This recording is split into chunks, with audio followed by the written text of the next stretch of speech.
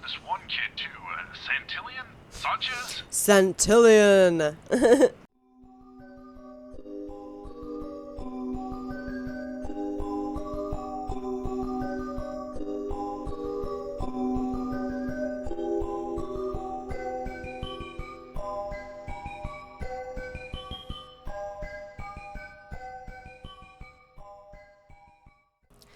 Hey guys, it's Katie and welcome back to The Letter. In the last episode, we continue in Zach's chapter and we're at the Ermengarde Hospital for Isabella.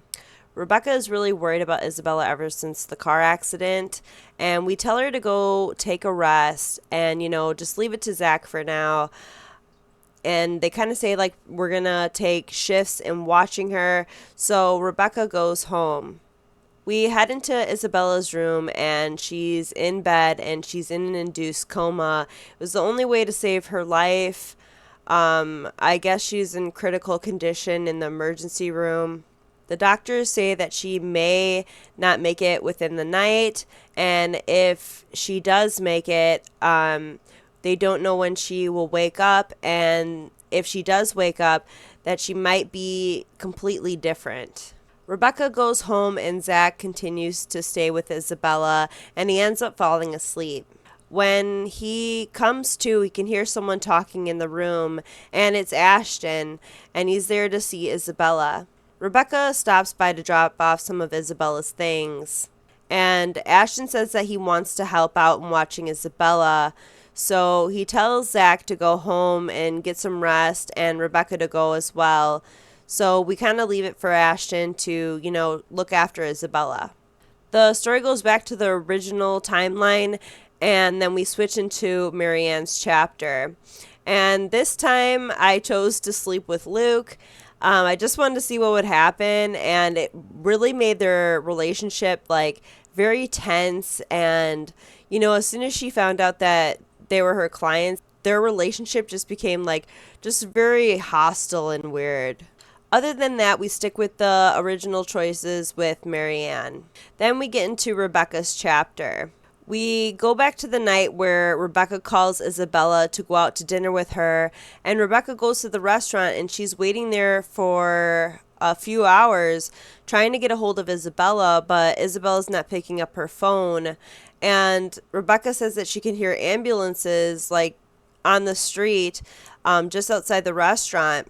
As soon as she leaves, Ashton gives her a call and tells her to go to the Ermengarde emergency room, and he tells her that Isabella has gotten into an accident. She heads over to the emergency room right away and stays the night with Isabella, and the next day, I believe when Zachary comes by to relieve her, I think she gets lost in the hospital, and she can hear a child crying in one of the wings. There's no one there except a painting of Lady Charlotte Ermengarde. A custodian comes by and says that this wing has not been accessible to the public, so she has to leave. She leaves, goes home, she does some chores, and she grabs Isabella's things, and she heads over to the hospital.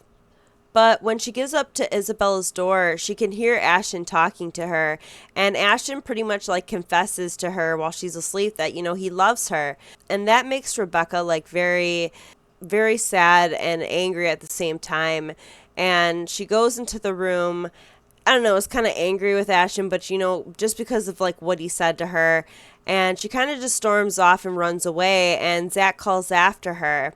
And when Zach finally catches up to her, he tells Rebecca that, Ashton can be a bit tense and, to open up and just share what she's feeling with him. So let's continue where we left off. He's the one who departs 4 seconds later, leaving the ghost of what he said hanging over me. And perhaps it's exactly the fear of being left with these thoughts that leads me to the cafe instead. Less time to think about these as long as I'm moving and in company of other people. At this hour, the cafe is usually filled to the brim with people.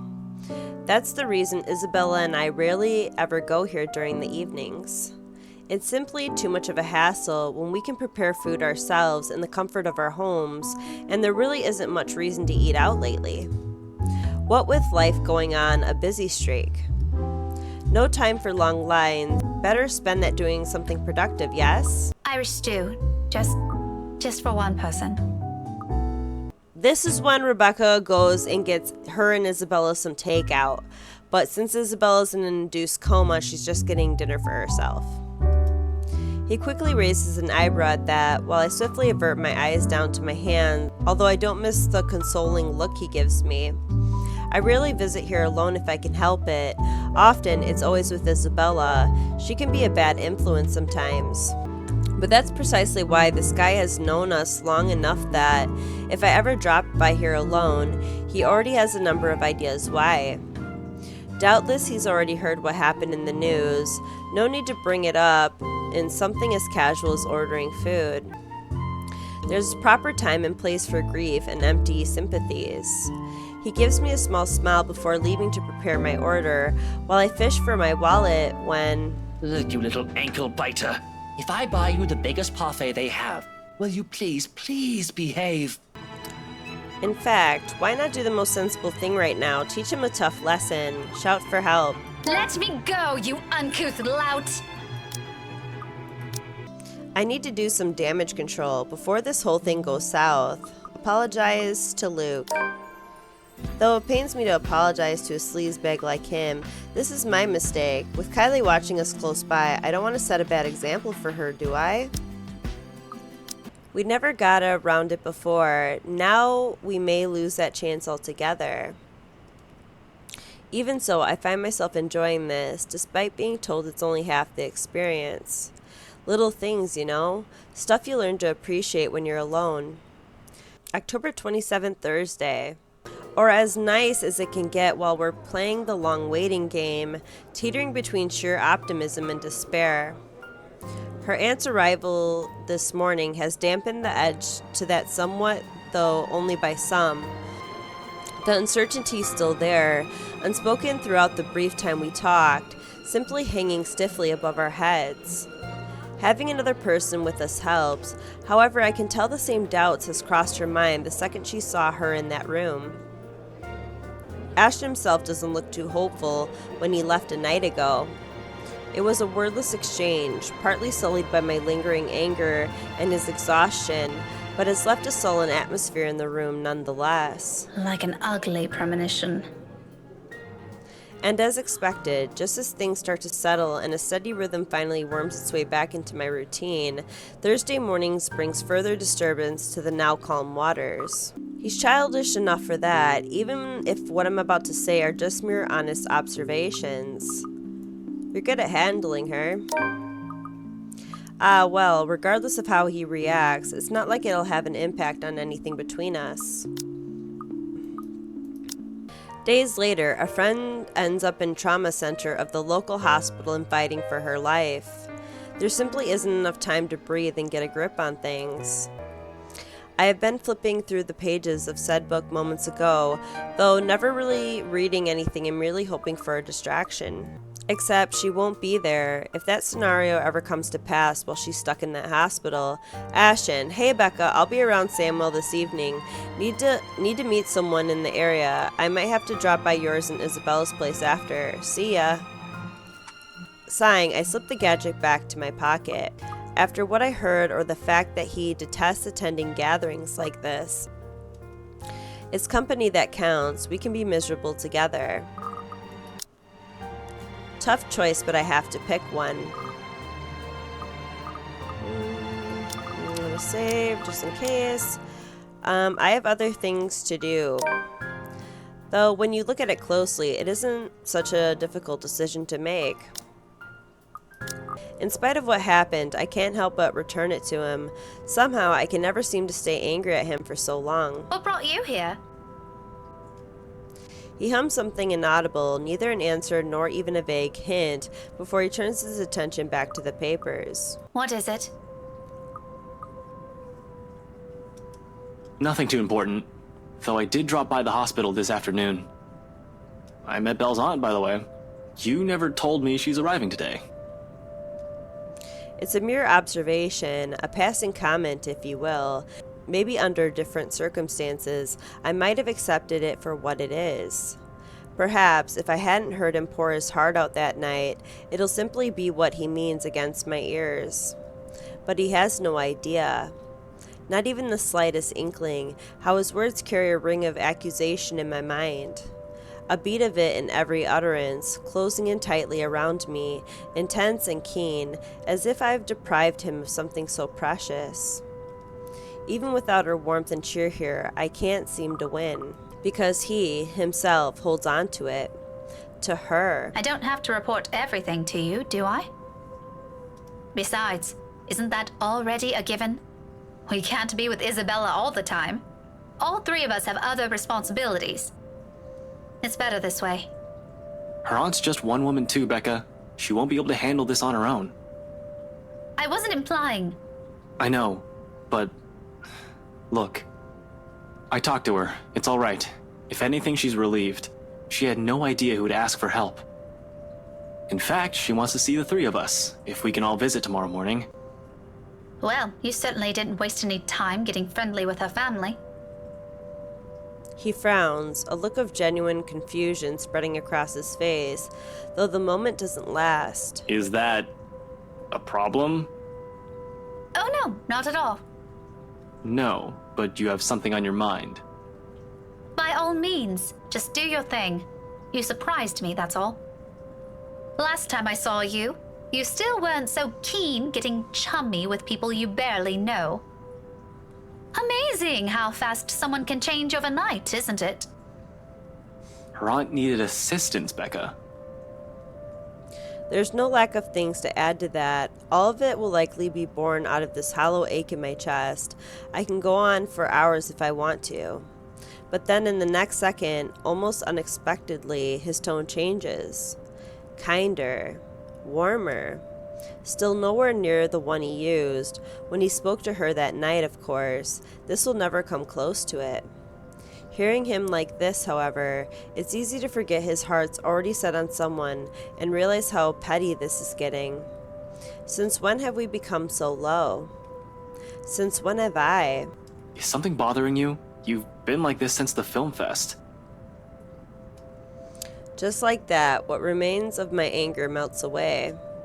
Almost like a betrayal after carrying it around my shoulders for days. Having another bad week?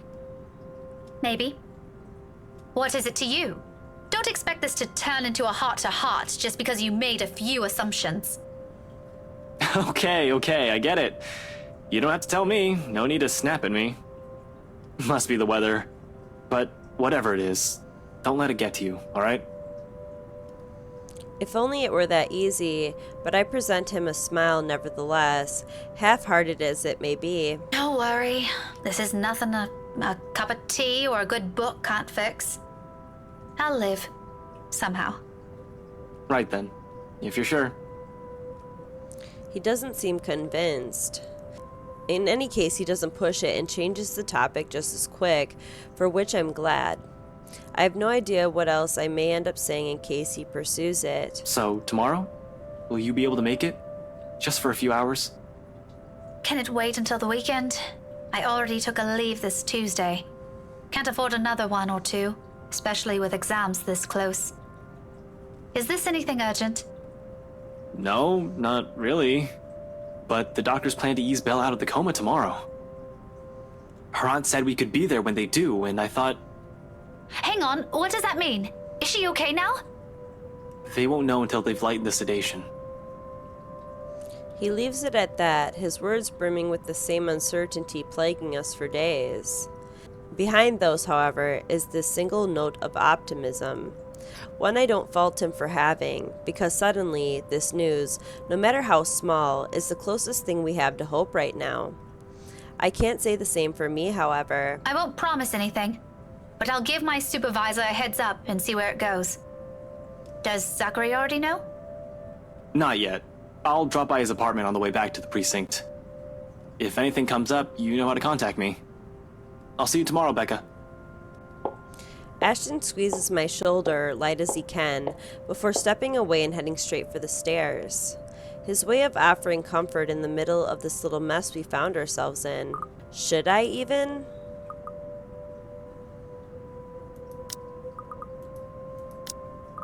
Forget about it. Is there even a point to it? From the start, I already know what his answer will be. Why should I bother? No, forget about it. Don't mind me. It sounded important for a moment. Even if I tell you, you would be interested. Okay, let's hear it. Someone sent an invite for a housewarming party, and I was hoping you'd... No, I'd rather stand on the messy end of a gunshot. See? What did I tell you? You know I hate going to those, Becca. Contrary to his words, however, he reaches out and takes the envelope off my hands. He is silent for a handful of seconds, inspecting its crisp surface with the same blaze interest he had for schoolwork years ago. I know. You don't have to tell me. I can just go alone. Have you tried asking Zach? He'll be a better companion. Despite how well-meaning that suggestion is, it annoys me to hear it directly from him. How I felt for him has always gone over his head for some ridiculous reason. Not that he is entirely to blame for it, part of it is mine.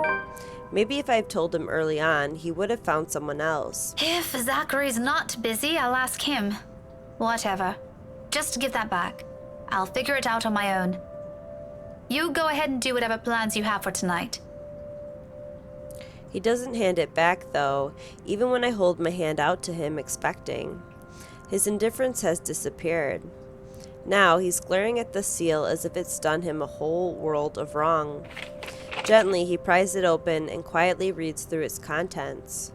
I don't know what he finds in it, but his eyebrows draw together as his eyes scan through the little lines of text printed on the small piece of paper.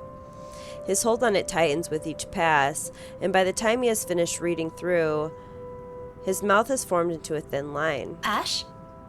How come you've never mentioned this before? Well, obviously, I just got that last Tuesday. Not the invitation. The one who sent this. Who? Hannah Wright? She's an old family friend, Ash. Mom and Dad used to teach her. That was a long time ago. I don't even remember ever meeting the woman. Don't you think I would have mentioned her to you if I somehow made a friend like her? Don't go to this party. Don't even invite Zach. I can't do that. I already promised Mom. What's gotten into you? A whole minute of silence passes. Enough time for him to answer, but he doesn't. He merely turns the invitation in his hands, his scowl growing deeper with each second slipping by. In the end, my own impatience and frustration wins out. We're back to this again, back to these wordless exchanges, filled with every single unuttered thing he refuses to share with me. Ashton, it's just a party. If you don't want to join me, just say so. Don't ruin other people's plans. He hums something inaudible under his breath, all while thumbing the paper, staring at it as if doing so will proffer him answers to every unspoken question in his head. When he gleans nothing from it, he merely folds the envelope back to its form. All right. I'll go with you. What? I'll go with you. That shouldn't be a problem, right? Unless you've already made up your mind about asking Z-Man. No, I told you already the guy's busy. Why would I bother him for this when I can go alone? But what about your own work and... I can make time for this. 3 o'clock, yeah? I'll pick you up an hour or so before. My head reels, less from what this implies, more from how easy this all seems for him, how fast this turnaround is.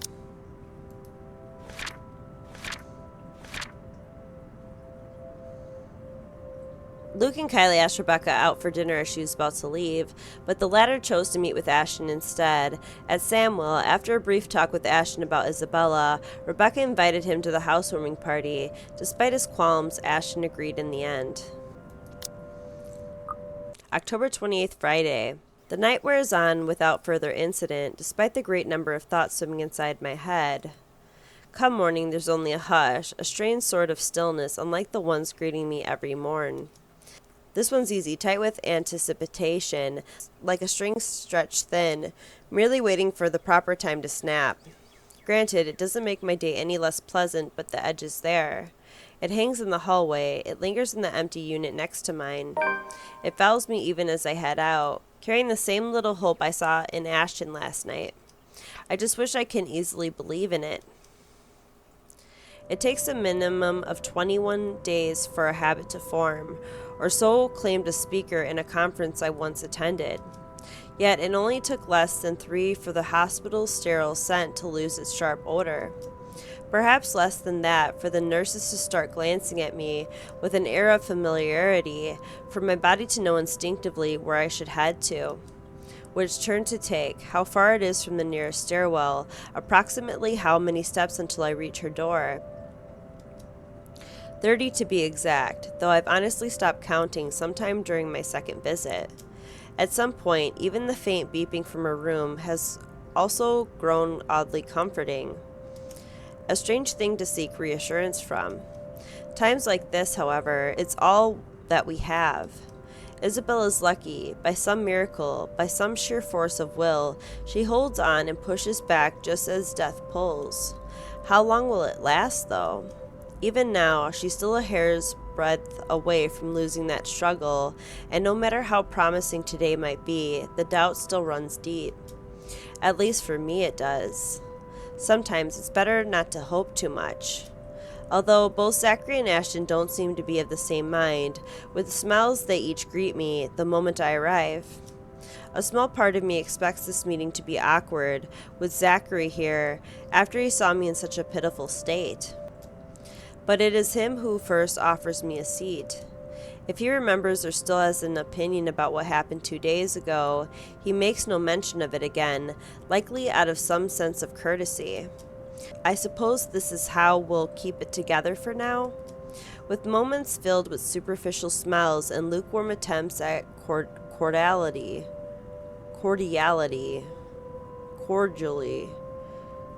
How is she? Whatever. I don't know. That question, at least, is anything but half-hearted. And as if spurred by it, Ashton looks up, the first time he does so since the brief welcome earlier. His eyes have been glued to the room nearest us, its door, only slightly ajar, offering anyone outside nothing but a sparse look of what's inside. All I see in it is uncertainty, yet he stares at it with something close to hopeful, like doing so will summon another miracle from the depths of near impossibility. Bloody, it's all over his face, long before his voice breaks the silence. Doing okay so far. They've reduced the sedation hours ago, but it'll take a while before we know anything for sure. The Ashton I know will never subscribe to that kind of false hope. If there's anyone present here who would be, it's Zachary. For reasons no longer unknown to me, he does it anyway. The nurses are just monitoring her now. He gestures with his head towards the door, just as one of the said nurses moved past inside. Her aunt's not in there, though? Nah, she's speaking with the doctors right now. She'll be back in a few. She didn't say anything before she left? Don't know. I arrived just when she stepped out. You're gonna have to ask Ash about that. He came in here hours before I did. She was talking to him about something. Is that a joke? Ashton arrived earlier than you did? Yeah, miracle, ain't it? I'm sitting right here, you two. A peal of laughter follows his remark. Despite ourselves in this mess of a situation, immediately the mood around us lifts, if only a little. I doubt it'll shift back to normal entirely, not when there are still a great number of things we're intentionally leaving unspoken. Amazing how simple this is, though, pretending everything's the way they used to be, with only a few words. We ain't the only ones, though. Bella would probably have had plenty to say about it, you know? She wakes up at 4, Zach. Every day. That's inhuman on so many levels. Besides, none of you can even get out of bed at 6, so get off my case. If Isabella's got a problem with my morning habits, she can complain about it when she's out of coma. When, not if. Now, of all times, he chooses to be like this, decides to forego all the hard truths to chase after that one light at the end of the tunnel. Despite Zachary's reassurances days ago, I'm not foolish enough to carry an expectation as heavy as that. Knowing that she has the chance and taking comfort in the idea is one thing. Clinging onto it and blindly believing what might be impossible is another. You don't sound too worried about this. Didn't the doctor say there'll be no guarantee? This is just to see if she's improved. That still doesn't mean she'll get better. Yeah, well, it's not like there's anything we can do about this. She's already there, we're already here. I'd rather not lose sleep over this if I can help it. I've got other things to worry about. All lies. If he truly believes that, he won't be raking a hand through his hair after that remark. I've seen him do it more times than I can count to know he only does it when he's frustrated. If this truly hasn't already weighed on him, the lines of his shoulders won't have that tired slump, nor his voice will have that exhausted lilt. It has all been there since this started. It's not going to disappear anytime soon. Because if there's anything all these years has taught me, it's that Ashton hates losing anyone, both in the figurative and literal sense. It happened with his mom, it happened with his Da. And with her like this, on the brink and teetering between life and death, he'll try everything to keep her. You'd think the world would be much more forgiving once people like him starts thinking in such a way. But it is a harsh place still, and sometimes, as good as a notion it is, there are things that are simply out of your control. When it reminds us of it, it does so brusquely, in the form of another voice piercing through the dense silence in the hall. Santos! Miss Santos! Oh my god, what's happening? Get rapid response here. Call for Doctors Nicholas and Beatrix stat. Patient is seizing? Tension returns to the hallway in an instant. Did it flatline? For a couple of agonizing minutes, only the sounds behind her room reverberates into the hall. A calm voice urgently calling orders, 2 sets of feet moving about, the rapid beeping of the machines inside. Suddenly, merely standing in the hall soon proves to be smothering. Too small, too tight, too stifling as the rest of the world fades into nothing, and only the room in front of us matters. Next to Zachary and I, Ashton now stands rigid. The lines of his jaw are clenched firmly, while he gapes at the tiny opening in the door with wide eyes. I haven't even noticed when he has risen from his seat, but a struggle is clear on his face. Though before he can take a single step forward, Zachary's hand lands on his shoulder, holding him back. Despite his own worries, he is nothing but forbearing when he mutters his reassurances. Chill, man. Let them do their work. Leave it to them. She's in good hands, so please, give those guys inside a little credit. They were able to save her the first time, yeah? It's not a code. She hasn't coded yet. Almost as soon, as if to confirm it, the loudspeakers crackle to life, the broadcast echoing Zachary's word throughout the whole hospital. Rapid response, room 49. Rapid response, room 49. Paging Dr. Nicholas Vogel and Dr. Beatrix Vogel. Rapid response.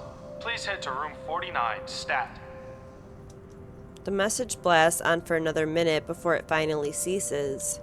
It takes less than that for the hospital's emergency response team to arrive, but their presence does nothing to ease the disquiet in each of us.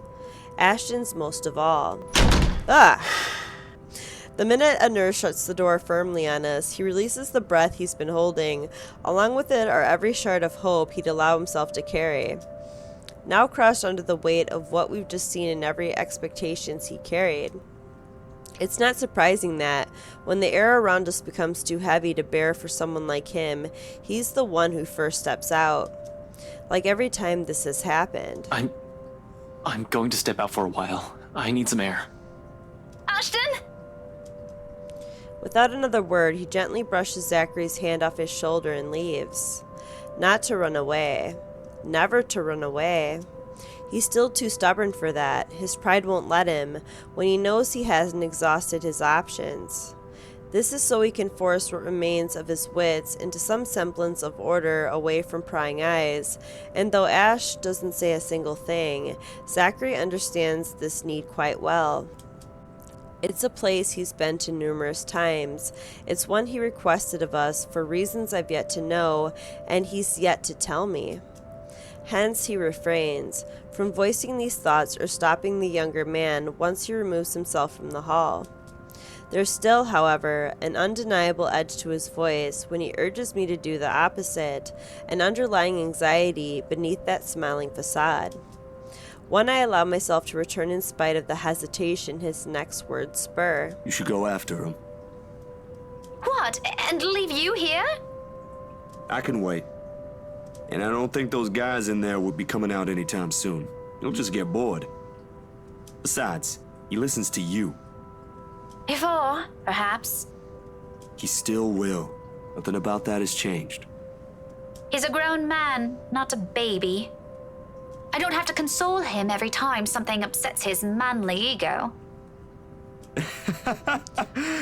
Doubt must have surfaced in my face for all my efforts to mask it, because the next thing I know, he's laughing. Tired, though lighter than I've heard from him these past few days, like a heaviness temporarily lifting.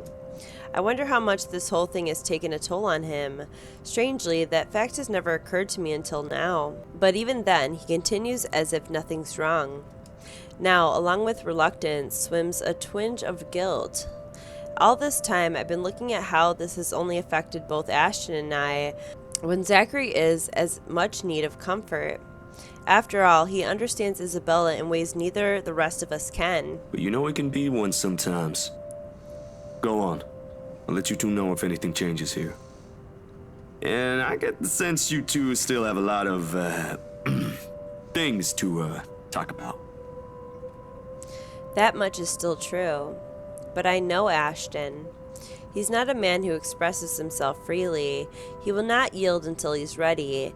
And this one he might not be too willing to share yet. Still, a huge part of me wishes to go with him. Sometimes I resent myself for getting caught between making such calls. Give Ash some space. In the end, I can't even bring myself to leave.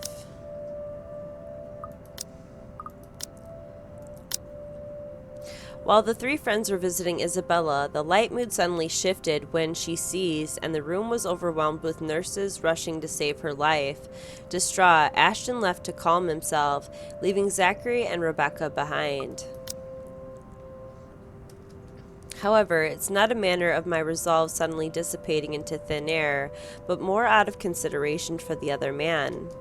Ash needs the space, this time, to think for himself, away from me, away from any opinions other people might have on this matter, including Zachary. Otherwise, he wouldn't have left. Although I'm sure Zachary understands this as well, knowing doesn't stop him from throwing curious glances my way. Especially when a long minute has passed and I haven't moved, despite his urging. You can stop with the looks now, Zachary. Sorry, you just confused me is all. You're usually the first person to step in and ride him. This must be new to him, seeing me not chasing after Ash. Even if I want to go after him, we need to give him some room to breathe. Did you see how he looked when he left? That's not the face of someone who wants to do some talking. Positive? Because like I said... Yes, stop worrying. Anyway, I don't think he'll appreciate whatever it is I have to say right now. It isn't exactly pleasant news. Don't know. Pretty sure he's already put two and two together. He's a sharp guy. You just called him a dense guy in the last episode, Zach. Now you're saying he's a sharp guy. But, I just thought you might still want to sort some stuff out. And not this, I mean, the, other one. Quickly, this conversation has taken a personal turn. As soon as I can, I avert my eyes from him, turning towards the hands resting on my lap, and urge to press them together in a grip rises. I wonder how much he knows. How much of it he's observed and figured out in the few years we've been friends. He may just be staying his tongue out of some sense of deference. I won't blame him. If he feels that way, we've never grown close as friends. Though it does make the whole situation embarrassing now. Out of everyone, including me, he's the one who's keeping a level head and trying not to let everything fall apart. I'm sure being nosy isn't his intention, he's just worried. But sometimes that kind of concern comes unwarranted. We should just move from this topic before any damaging is said further.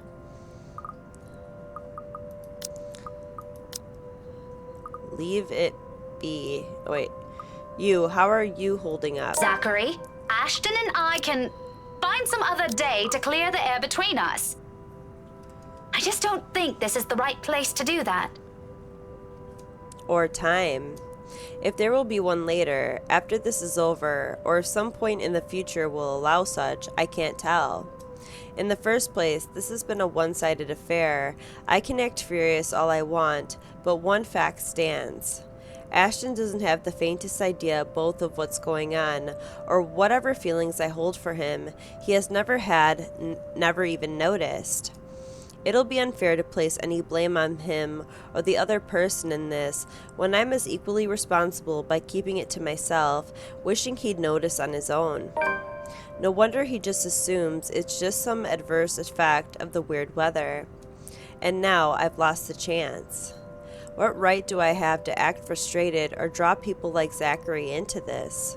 It shames me that he has to be the one making these little efforts when my own feelings should be my responsibility. I promise we'll talk, okay? Who knows? We might have time tonight since he agreed to come with me. Worry about yourself instead.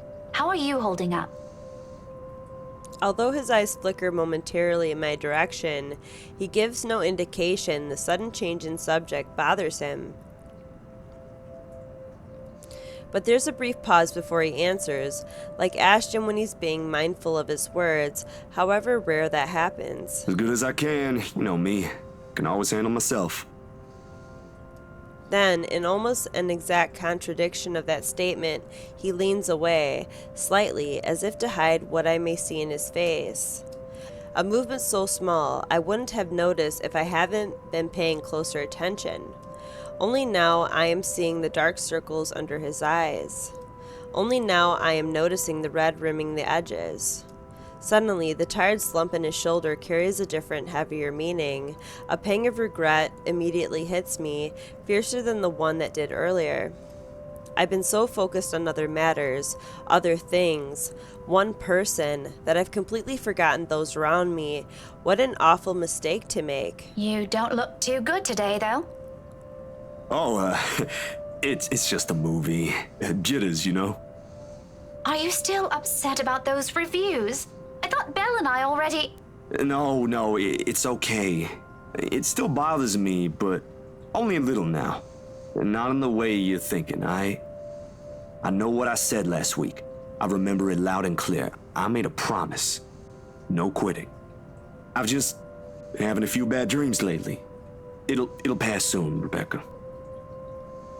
The film fest is scheduled to last for 2 weeks before they award the winners, if I remember correctly.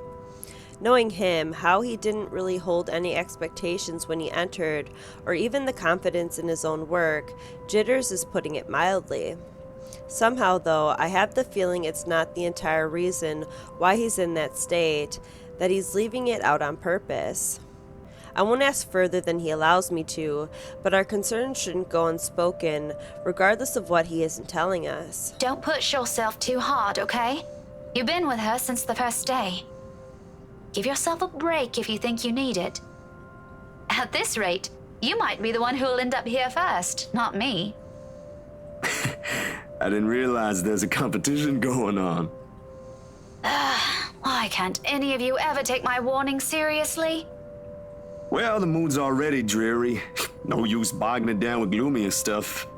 And, I just don't think she'd want to wake up to this. Yeah, if Isabella was sitting here, she'd probably do the same thing. The soft laughter that follows is an odd thing to hear in the hall's dense air, but we let it ring regardless. It's a relief from the somber mood, if anything, a tiny measure to prevent the weight of this from crushing all of us. While anxiously waiting for news, Zachary asked Rebecca if she had already settled her issues with Ashton. Rebecca assured him that they'll work it out some other time, then asked how he was doing. After he opened up about the nightmares, she reminded him to take care of himself. And it works. We lapse into a companionable silence soon after, a rare thing between the two of us, but nevertheless a welcome change. Here, too, something has shifted. No further words are exchanged after that, and perhaps it is for the better. The quiet stretches on further until the door finally creaks open. By this time, the seconds and minutes have already blurred together, forming a haze in my mind. None of the things the doctors tell us registers. Zachary's steady presence is a blessing during moments like this. How he can keep a clear head while listening to whatever bad news they're saying escapes me. Ashton finally shows back up minutes later, and understandably, he tenses the second he catches sight of the medical team walking away from the room. A multitude of expression flashes across his face. Confusion, apprehension, dread, all in under a minute, till it settles back into his usual impassive mask. If given the chance, he'd probably run in there to see for himself, but Zachary raises a stalling hand before he can think of it.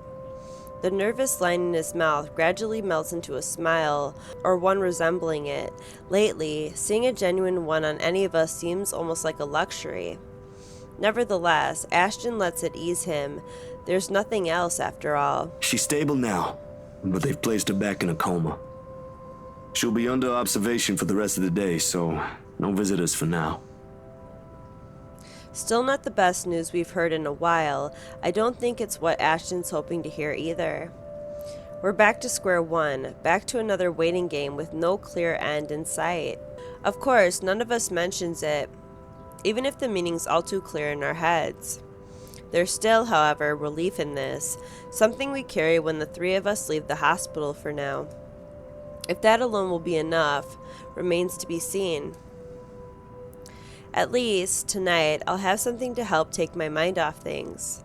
Hopefully, where this all started would provide the answers I'm looking for. That'll be one less thing for me to worry about if so. But his reason's clear to me now. He's not entirely clueless about it, I know. He won't be harboring affections for someone else if he is. Only those that aren't of his own escapes him. No wonder I lost him to someone else, long before my own feelings are known. And then, but right this instant, there's only one thing that comes to mind. You know, brooding over here isn't going to fix this mess. It's my turn to frown this time. What does he mean by that? What does he have to do with this? What does he have to do with this? Trying to make their relationship bad because I want to see what happens. Like, will Rebecca not confess to him then, or what, you know? It's not a question without merit. Though the man can be quite abrasive, sometimes downright nasty with his words, you can't simply accuse anyone by virtue of that alone. And it is an accusation, no matter how much Ashton's phrasing downplays their meaning. What right does he have to tell me who I should associate myself with, without even bothering to tell me his reasons at that? Plenty. Just trust me on this, Becca. Don't you Becca me. That doesn't answer my question at all, Ash. You haven't answered any of my questions, in fact. What's really going on here? I want to hear it from him. If we are to go down this route, I want to hear it straight from his mouth. Because whatever he thinks of the man, I haven't found any reason why I should be wary of him. Sure, we started off on the wrong foot, but he's a decent guy when he tries. A simple explanation is all I want. Is that really so hard to understand for him? The situation's complicated. One mistake and you guys could... So, we're back here again. More secrets? Why can't you be honest to me for once? He's a dangerous man to be around, Rebecca. Really? Care to elaborate on that? Because from what I've seen, The only dangerous thing about that guy is his audacity to cheat on his wife. Why are you defending him? Who said anything about defending anyone? You know, I'm getting really worried about you guys. First it's Zach, and now you're... Oh, you're worried? Somehow, even that concern feels empty to me, even if it's from him. You care? Really now? If you care, then where were you the entire party? That doesn't matter right now. You know I can't simply... Forget it, Ashton. I don't want to hear it. I don't want to talk about this anymore tonight. Speak to me when you're ready to stop spouting the same barefaced lies. Ashton jerks back as if I've struck him. For a fleeting moment, something akin to hurt darts across his features, his eyes narrowing and hands closing in tightly into a fist at his sides. It does little to lull my ill humor, because in the next second, his answer sounds nothing of the apologetic tone I'm expecting from him. Fine. A little regret would have been nice. Fine. In my anger, I don't even notice when I've climbed inside his car.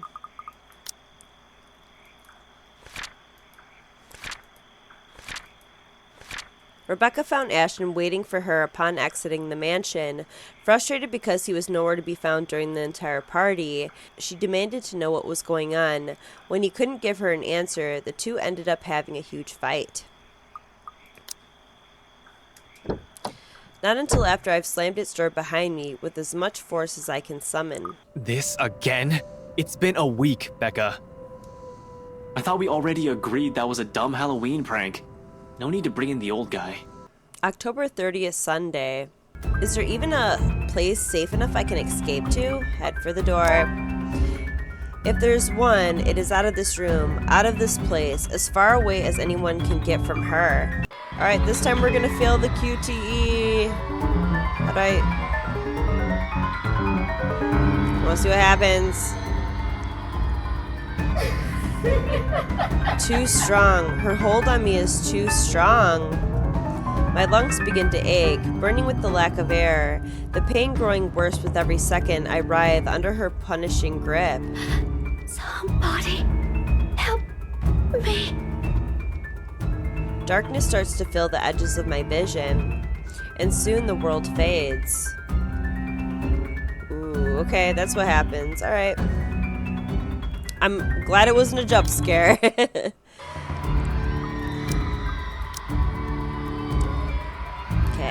I'm ready.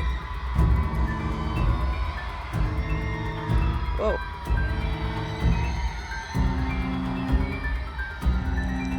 Get her! Get her! I don't think twice. Ashton! He might have already done so with Isabella, and I wasn't able to do a single thing to keep her safe. I can't let the same mistake happen again. I doubt he'll attempt anything in front of other people, though. It would tarnish his glorious reputation, and he values appearances more than anything. October 29th, Saturday. I don't want this to end here, if this might still have a connection with what happened to Isabella like I first assumed. Chasing a real person is easier than chasing those supernatural things, and I hope to God I'm right on this one. I just want to know, sir, at the party, with Luke and Hannah right, you were... That one seems to bite back at me more often than not lately, if what happened at the hospital is meant to convey anything. This is probably the universe telling me that it's better to remain the skeptic I really am. How do I even go about this? Ooh, I maxed out all the slots. Let's go back to one in the very beginning. I started this on June 2nd.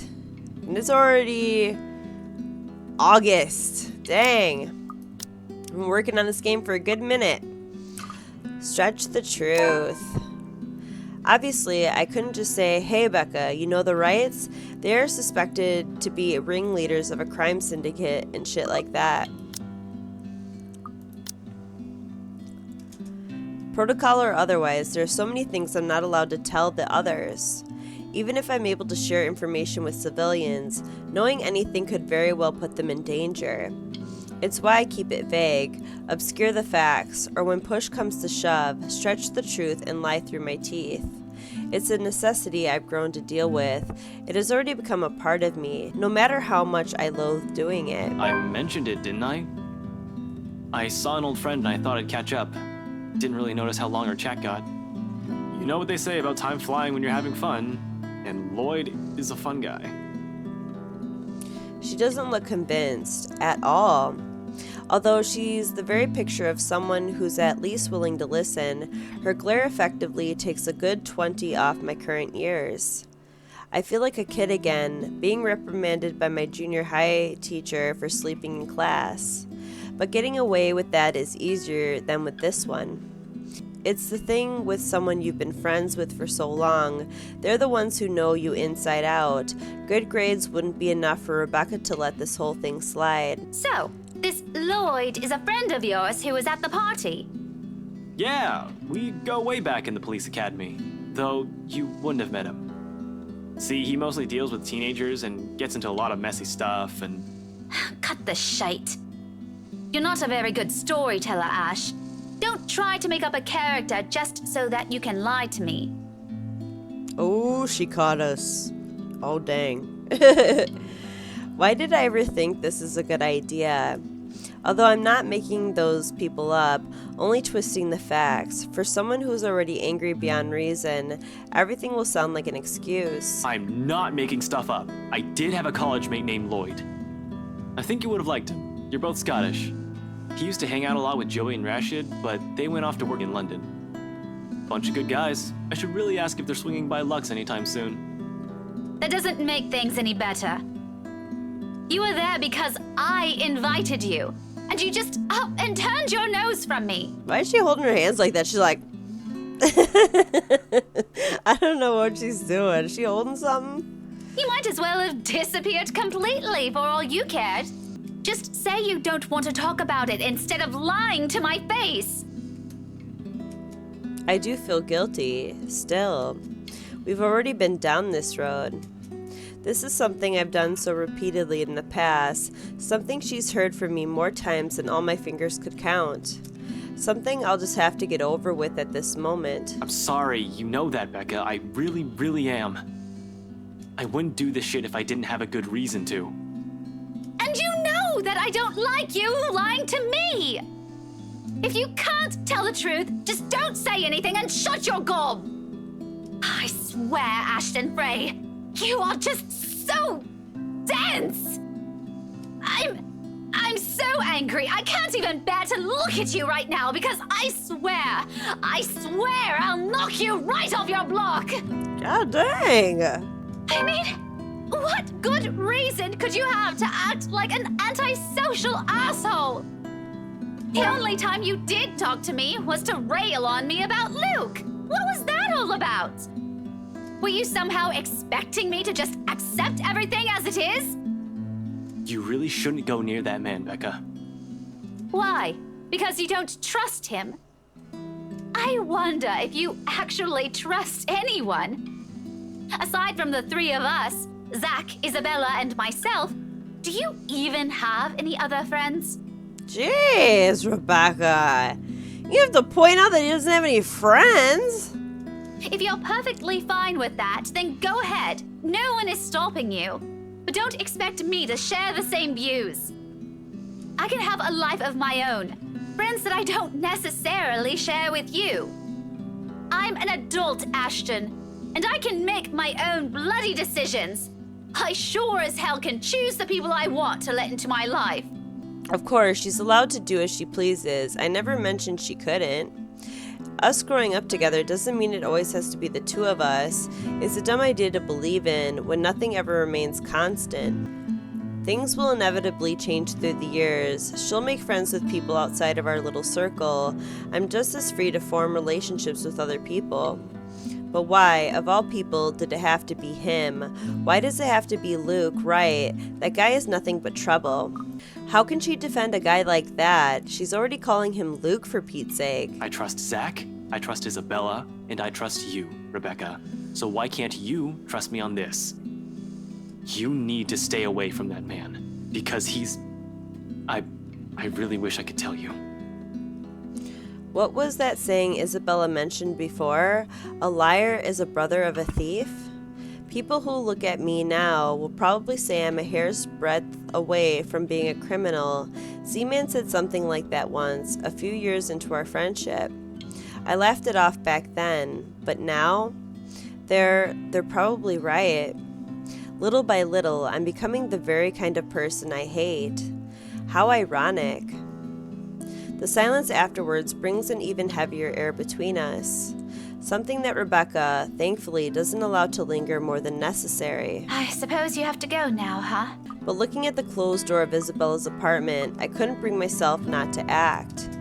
And after Rebecca's claims last night, if another person important to me ends up in the hospital because I didn't listen, there wouldn't be enough regret in the world. Fuck, I almost came close to losing Isabella. Well, glad to hear you're talking to someone, at least, even if it's not me. You sure you're not bothering the professor or anything? Don't you be a cheeky brat now. I'm sure he's a very busy man. You pointed that out yourself last night. Becca, even if he is, you know he'll make time for me. I'm his favorite after all, aren't I? An attempt to keep things light again. Bad move, apparently. Gosh. All I get in response to that is a roll of her eyes and a door being slammed shut in my face. I probably deserve that.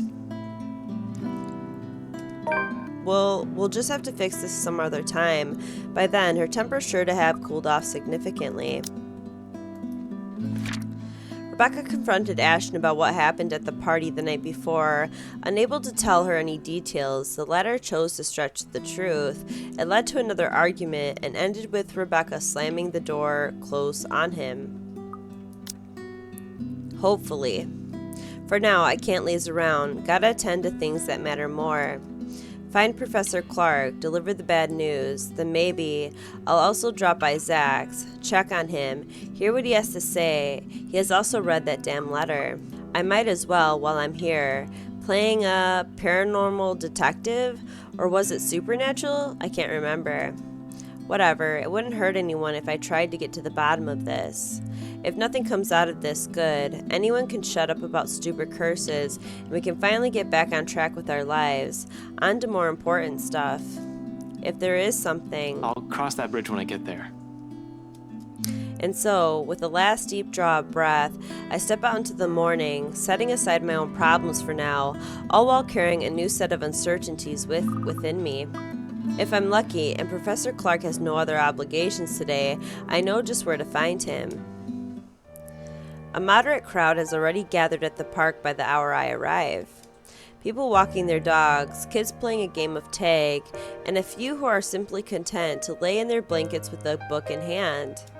Cheers and laughter, mostly from children and families, lends the place with some kind of warm atmosphere. I tend to avoid the park precisely because of this. No use reminding myself of the could-haves when it's already over. Mom's doing well with her career. Dad's also fine with the last time I visited. Although neither remarried, they're both content with their lives as it is. I'm probably the only one still caught up with it, hence my aversion. But all in all, it's still a pleasant sight to see, if you're the kind who takes joy in such sights. Professor Clark does, and as expected, I find him enjoying a walk around the place moments later. He stops as soon as he sees me, a small grin spreading across his face when I approach, his hand raised in casual greeting. Not running today, Professor? Oh, no, not today. Just thought I'd enjoy the nice weather before it takes a turn for the norm again. And to what do I owe the pleasure? The guy certainly looks happy right now in any case, and I don't want to break the news to him. But it's better to get this off quick, as long as he doesn't shoot the messenger. He's not the type. However, long-held resentment can change a person, even someone as mild-mannered as the professor. Maybe we should sit down first. With a slight gesture of my hand, I lead the two of us to a nearby bench, away from anyone who might want to listen in.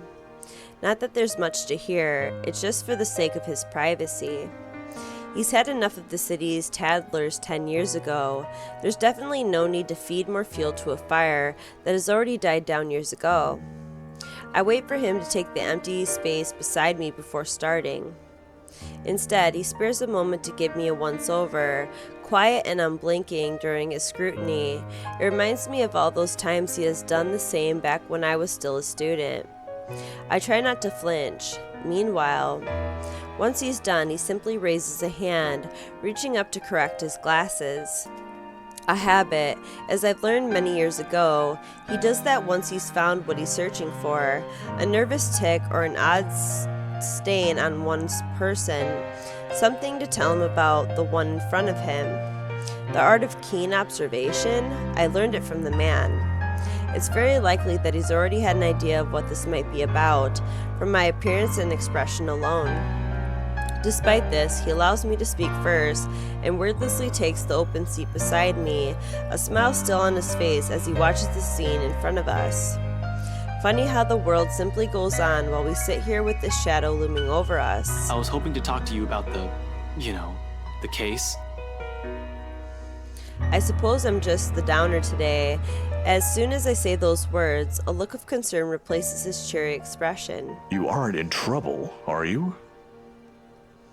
For a second, I hesitate, looking at the dirt beneath my shoes. But I manage, eventually.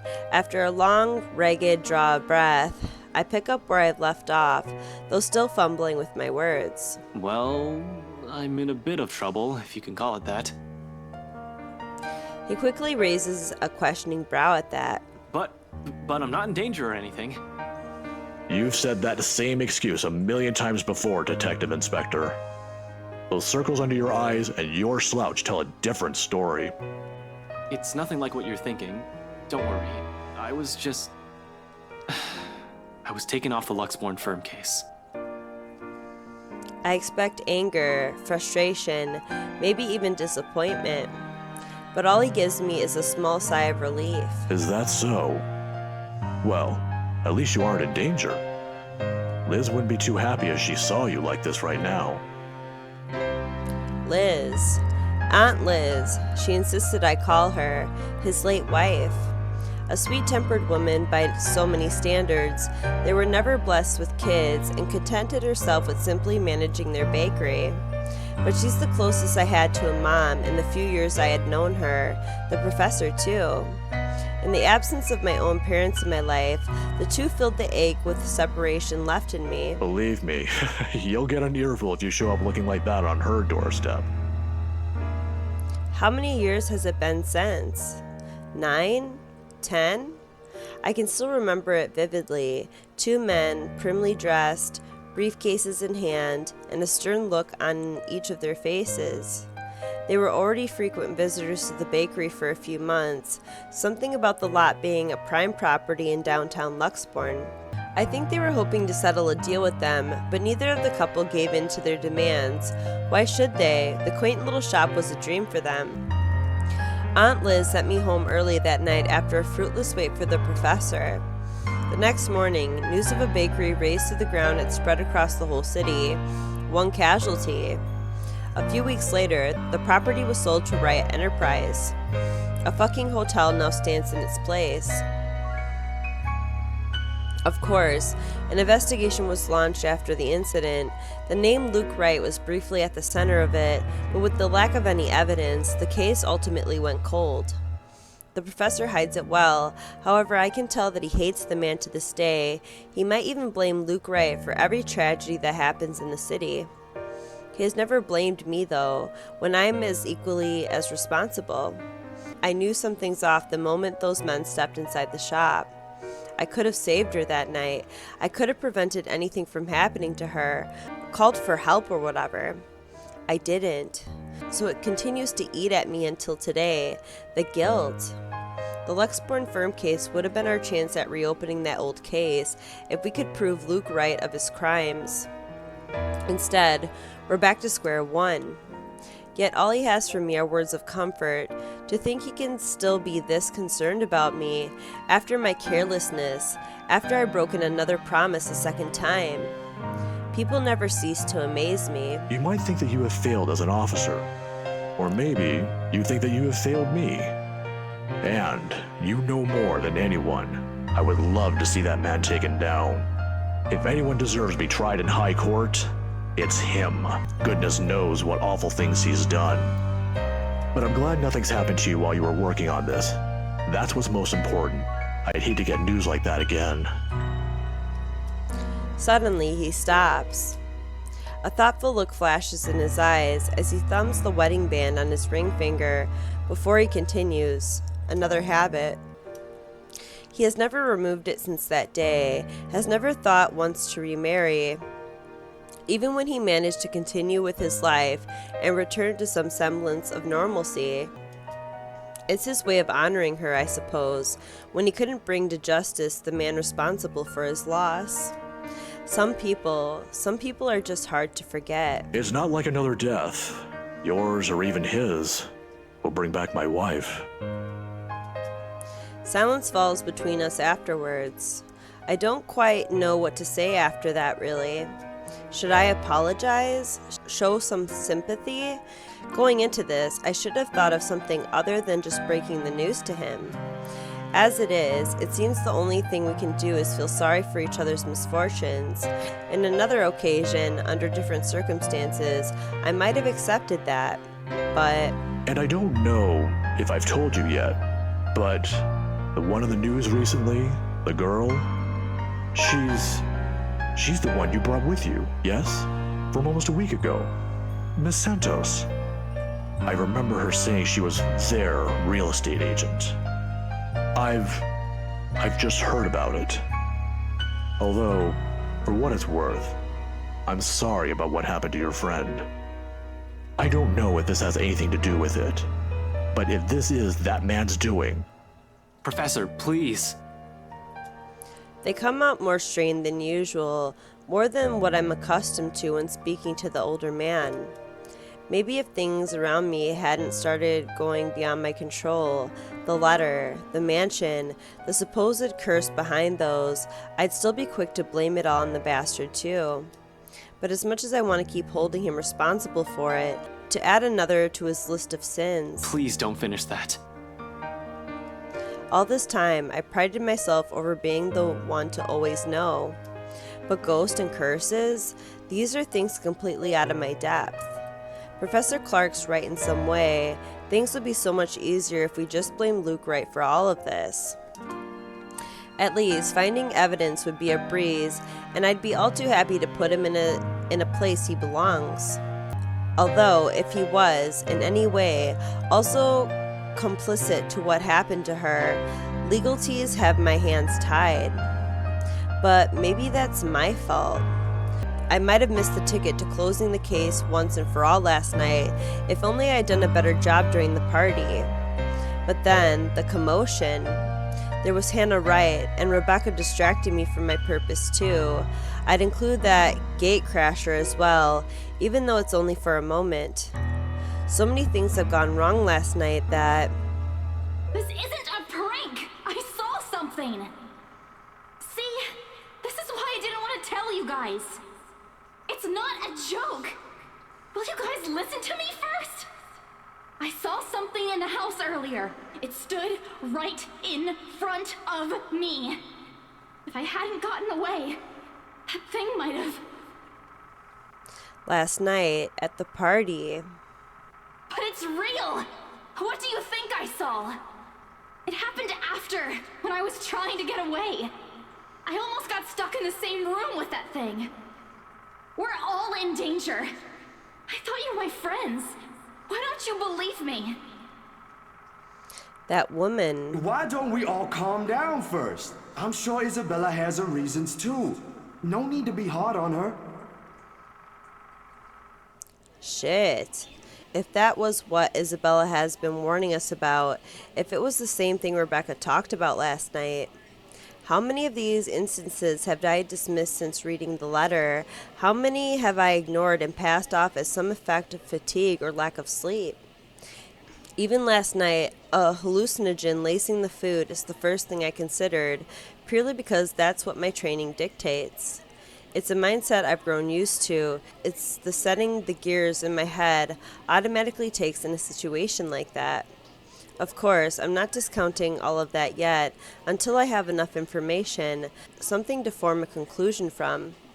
Proof, in whatever for it may come. But thinking straight is impossible when, all of a sudden, all your beliefs are being upturned, in the most violent way possible at that. Jesus, I need a sounding board. I need to talk to someone, and Zach's the best person for that. I have to go. Already? Wait, Ashton, where are you?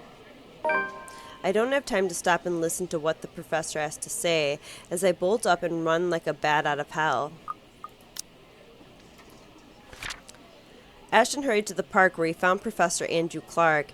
After a bit of hesitation, he informed him of his dismissal from the Luxborn's firm case. While Andrew assured him that it was fine, the matter continued to bother the detective, along with the realization. Getting back to my car in record time, I don't waste a second to hit the road and drive to Zach's place. If any of us knows anything about what's going on, who can help sort the muddled mess my mind is? It's gotta be him. He listened to Isabella. Zach's the kind who prefers to laze around his apartment on a weekend, especially after having a busy week like the last one. The big guy's nowhere in sight when I arrive, though. Figures, people don't seem to be where they should be when I need them. Looking around, I find no sign where he might have gone to. He usually leaves a note on his fridge if he's out for the day, just in case someone drops by. As there isn't one, he probably just went out for a quick walk. I hope. Maybe he ran out of eggs or something and went out to buy some? He is out of eggs after all. It puts my running mind to rest for a while. He always has to have some, be it for an omelet or something he's baking. All I can do is sigh as I close it behind me. I'm still worried for my friend, of course. The messy bed suggests he was out in a hurry. He didn't even bother to fold the sheets. His cell phone has been left behind as well. Another odd thing when he has made it a habit to never leave it behind in case a client calls. At least the locked door points to the fact that it wasn't a forced exit. I can take comfort in that, but not so much. Anything might happen, and completely letting my guard down is out of the question. In hindsight, I shouldn't have left Rebecca alone either. I'll have to check on her later. In the meantime, Zach. But with no other clue where he is, and no other way to contact him, I have no choice but to wait. Sure, I could give the room another thorough run-through, but I don't think Zach would appreciate me unpending his place. Besides, I haven't eaten anything yet. Might as well take this chance to cool down a bit, right? Anything to distract myself so I don't just charge head first because of whatever paranoid scheme that comes to mind. Returning to the kitchen, the first thing I see is a bag of chips when I rifle through his cupboards. After muttering a permission and apology its owner won't hear, I think that's so funny. I grab it, set myself on his old couch, and turn on the television. He's like, "Can I have some chips, Zach? Thanks. Sorry about that, man." The screen lights up, right as some awful noontime drama starts airing on Channel 9. Nothing like sitting in front of the TV, with a mindless drone running in the background to waste away the time. And waste it away I do. The afternoon has hit its last hours when movement comes from the other side of the door, and Zach's heavy treads break the monotonous drivel from the TV. The lock clicks, the knob turns, and slowly it swings open to reveal a very exhausted-looking Zach. What, did he run a marathon? Sup, Z-Man? Light as my tone might be, his arrival eases the restless edge in me. Who knows what I would have done if something bad happened to another one of my friends? If another minute had gone by without him showing up, I might have resorted to unconventional methods. Ash, how many times do I have to tell you not to call me Z-Man? And stop breaking into my apartment! Call the cops on you, but doing that feels like a joke in itself because you are one. I didn't. You gave me a key the last time I did that, remember? After the last one you broke, I can't keep replacing the knob just because you think it'd be amusing to lockpick the hell out of it. And hey, is that my... It's scary how the friendly banter and easy smell come naturally. You ate all of it! I was saving that one for the weekend! I'll replace it. I do it even without thinking, and that speaks volumes about how comfortable I am around him. That's nice, isn't it?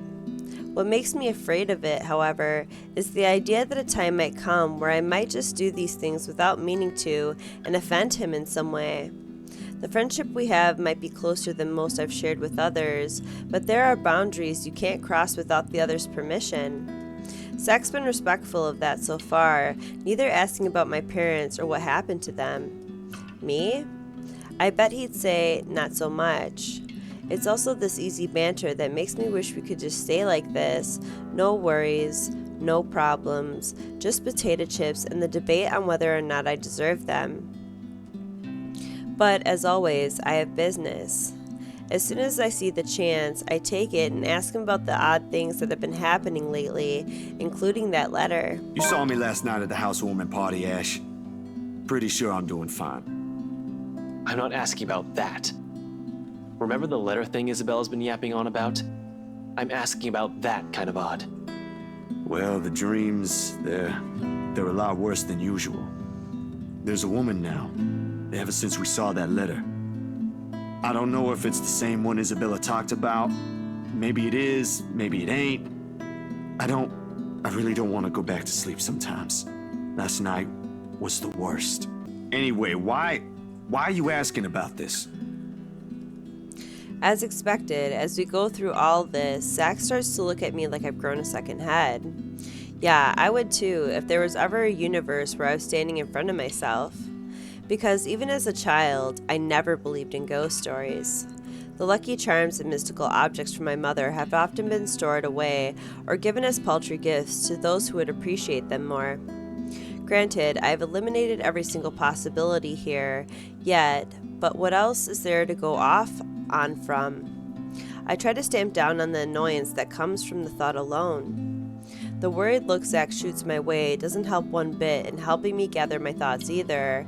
That's what I came here for. Somehow, everyone's just so suddenly worried about me.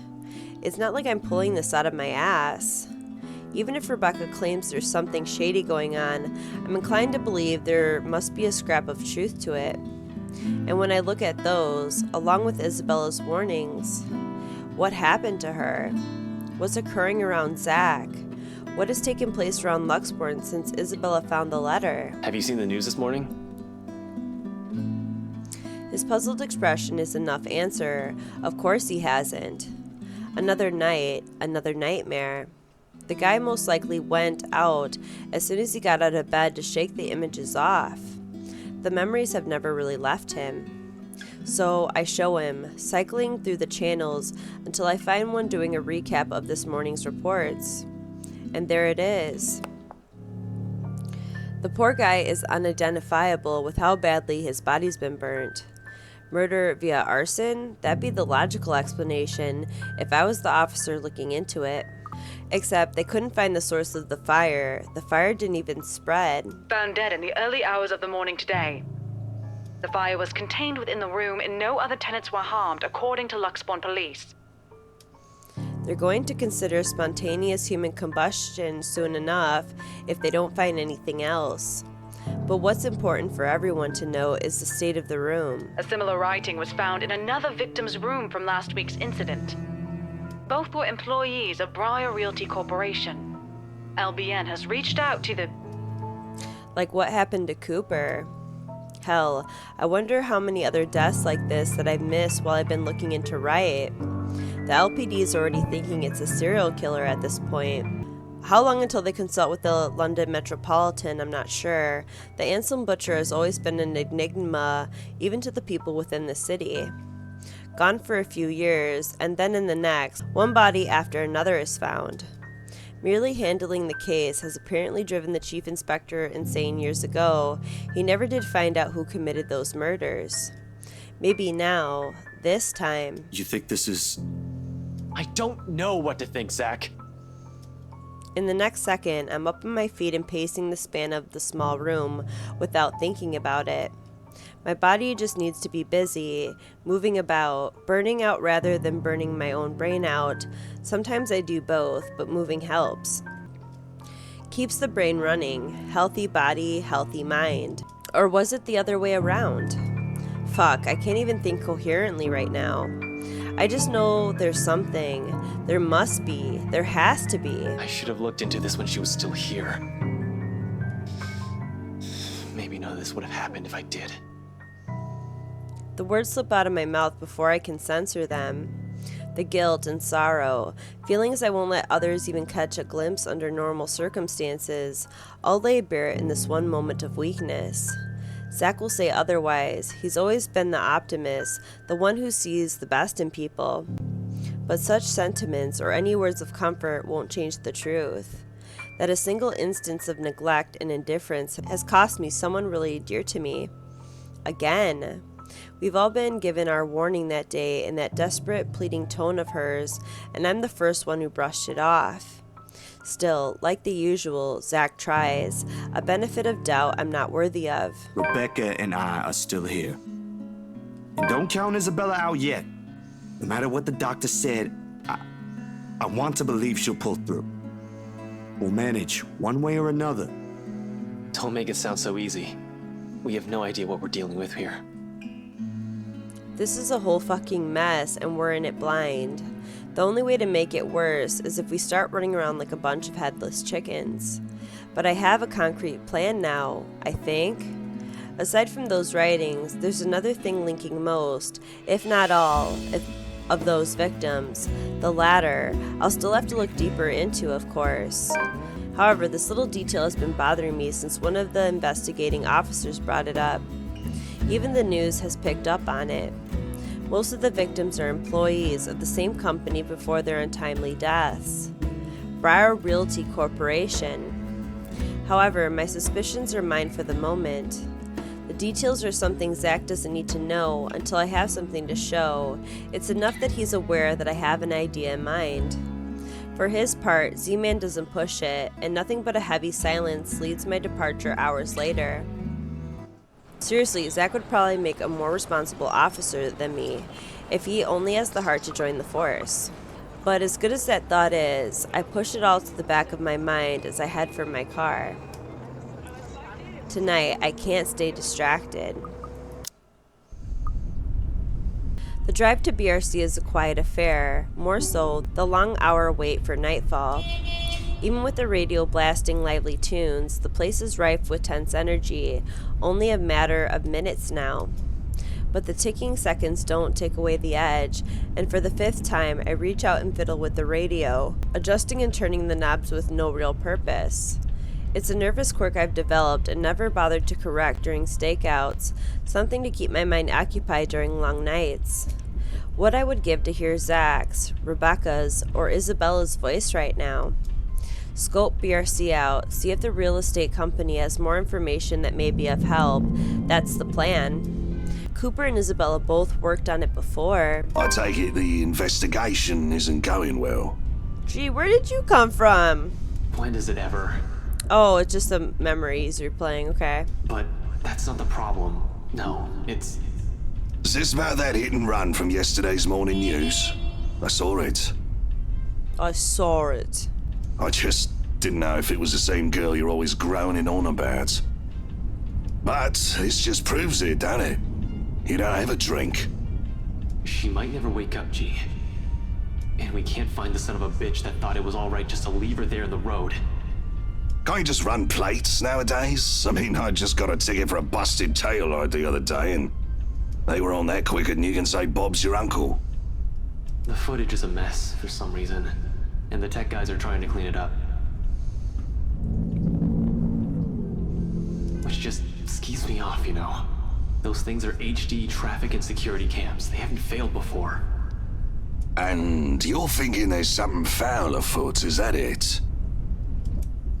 Sure, I could also check the station for full reports. That's the easy, semi-legal way. But I don't want to bump into Chief right now. The guys at the precinct will definitely throw me out on his orders as soon as they see me. Not that my plan right now is any better. I'm just breaking into a different place, more or less. Honestly, it's a toss-up between breaking into this office or into the Wright's mansion.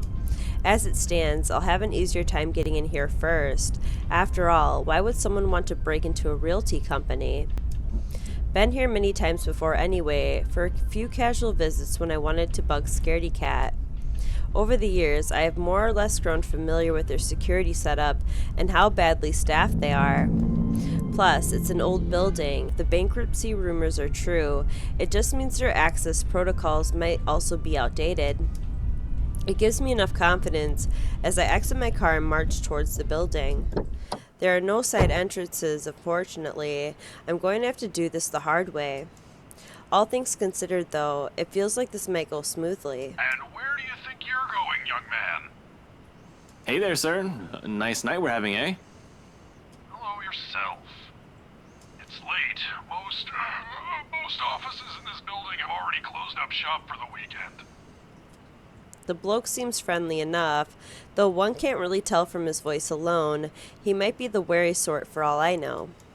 Keeping an unconcerned face and aloof air won't hurt until I figured out how to wriggle myself out of the situation. Just come back on Monday if you have important business.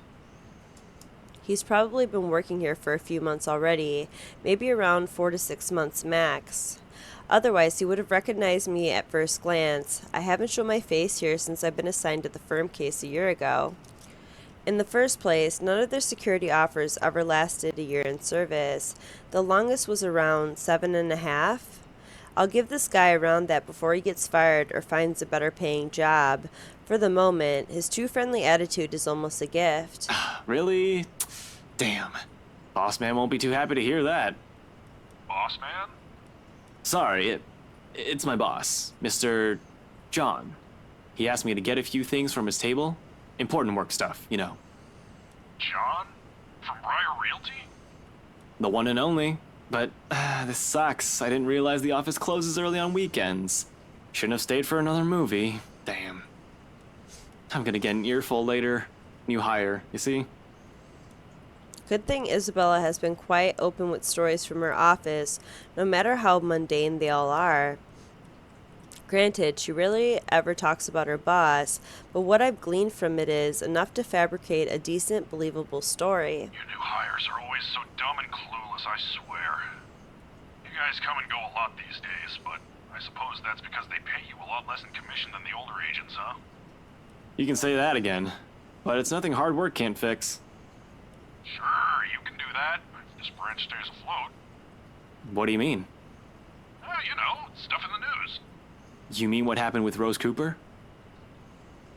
Patience is the key. I can't rush this one or he'll get suspicious, or I might make a mistake. Besides, if I'm going to be stuck here with him for a while, I might as well try to gather as much intel as I can. He may just be a guard, someone with no real authority, but most of the time, people like him are the ones who know more than they let on. Yeah, but even before that, we've got a couple of good blokes we never saw again. There was this one kid, too, Santillion? Sanchez? Santillion!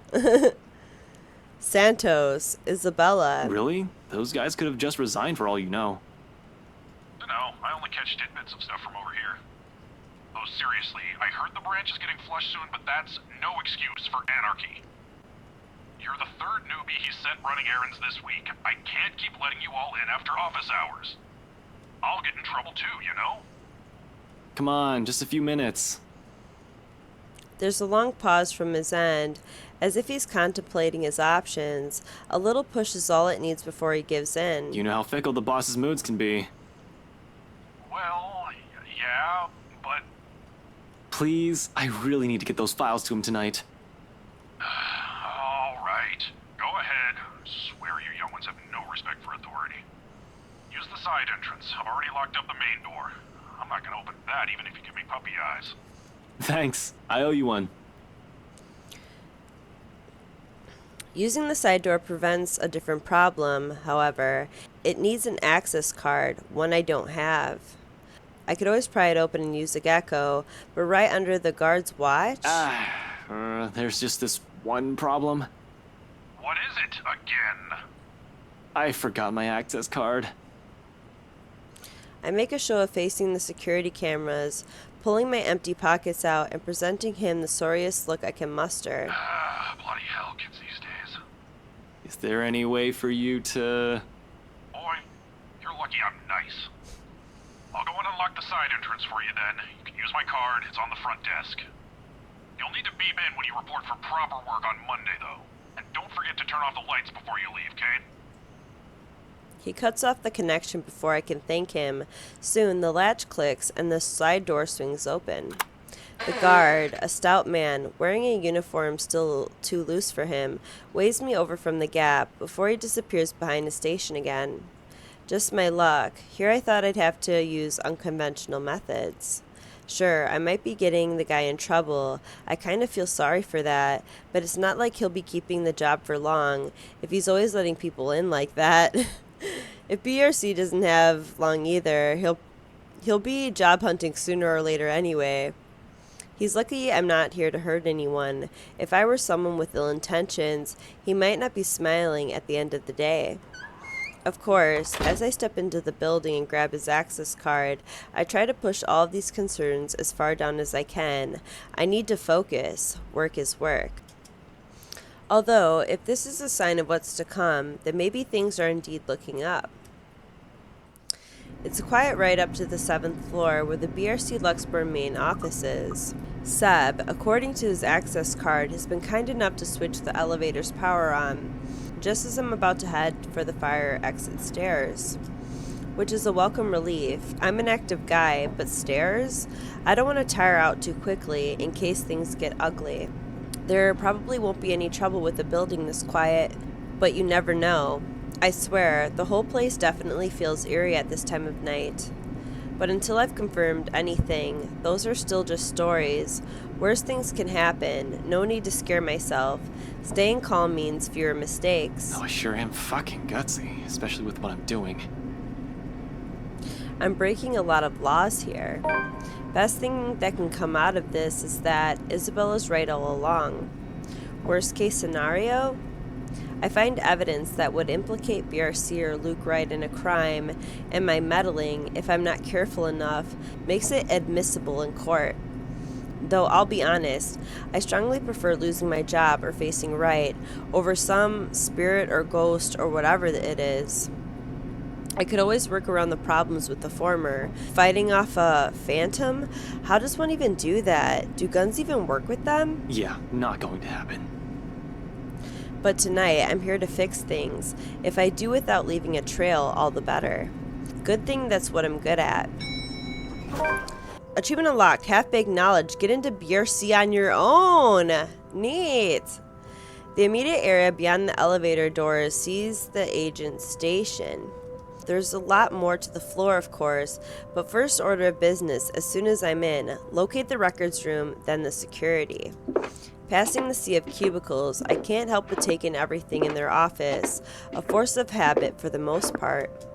As far as I know, BRC Luxburn used to own this whole building. Offices in several floors, once upon a time, when real estate is still a lucrative business for the company in this side of the country. Then competition showed up and suddenly, everything's not so good anymore. It only got worse as the years went by, or so according to the rumors. Now, the branch is just this floor, despite what the huge sign in the building's facade says, and frankly, it's not too hard to believe when one looks at the state of this room right now. A number of desks have been cleared out. Personal mementos or scars if the employees have gone on an exodus. That'll be the downsizing. Probably. Searching for what I need would be a whole lot easier if Isabella were here. Maybe she'll even tell me more about the sudden layoffs. She has always been... Focus, Frey. There's no point in whining or dwelling any longer on it. That's why I'm here in the first place. Without her, I'll just have to do this the old-fashioned way. I'm a detective, aren't I? Besides, the longer I take here, the riskier the situation becomes. Brushing it all off, I immediately get to work. On the far wall of the main workplace, plaques label most of the door for easy identification. The staff lounge and the branch manager's office are places I'm familiar with, and they're easily the most accessible of the private rooms. To the right of the manager's office is the meeting room and human resources. To its far left, the records, followed by security further back. Easy as pie. What will be tricky is getting inside both rooms. The security room first. The fact that no one has walked out when I entered means the room is either empty or their guards sound asleep. I'm banking more on the former. If they're cutting corners and firing agents, I have no doubt that they fired the guy stationed here, if they have anyone watching the monitors in the first place.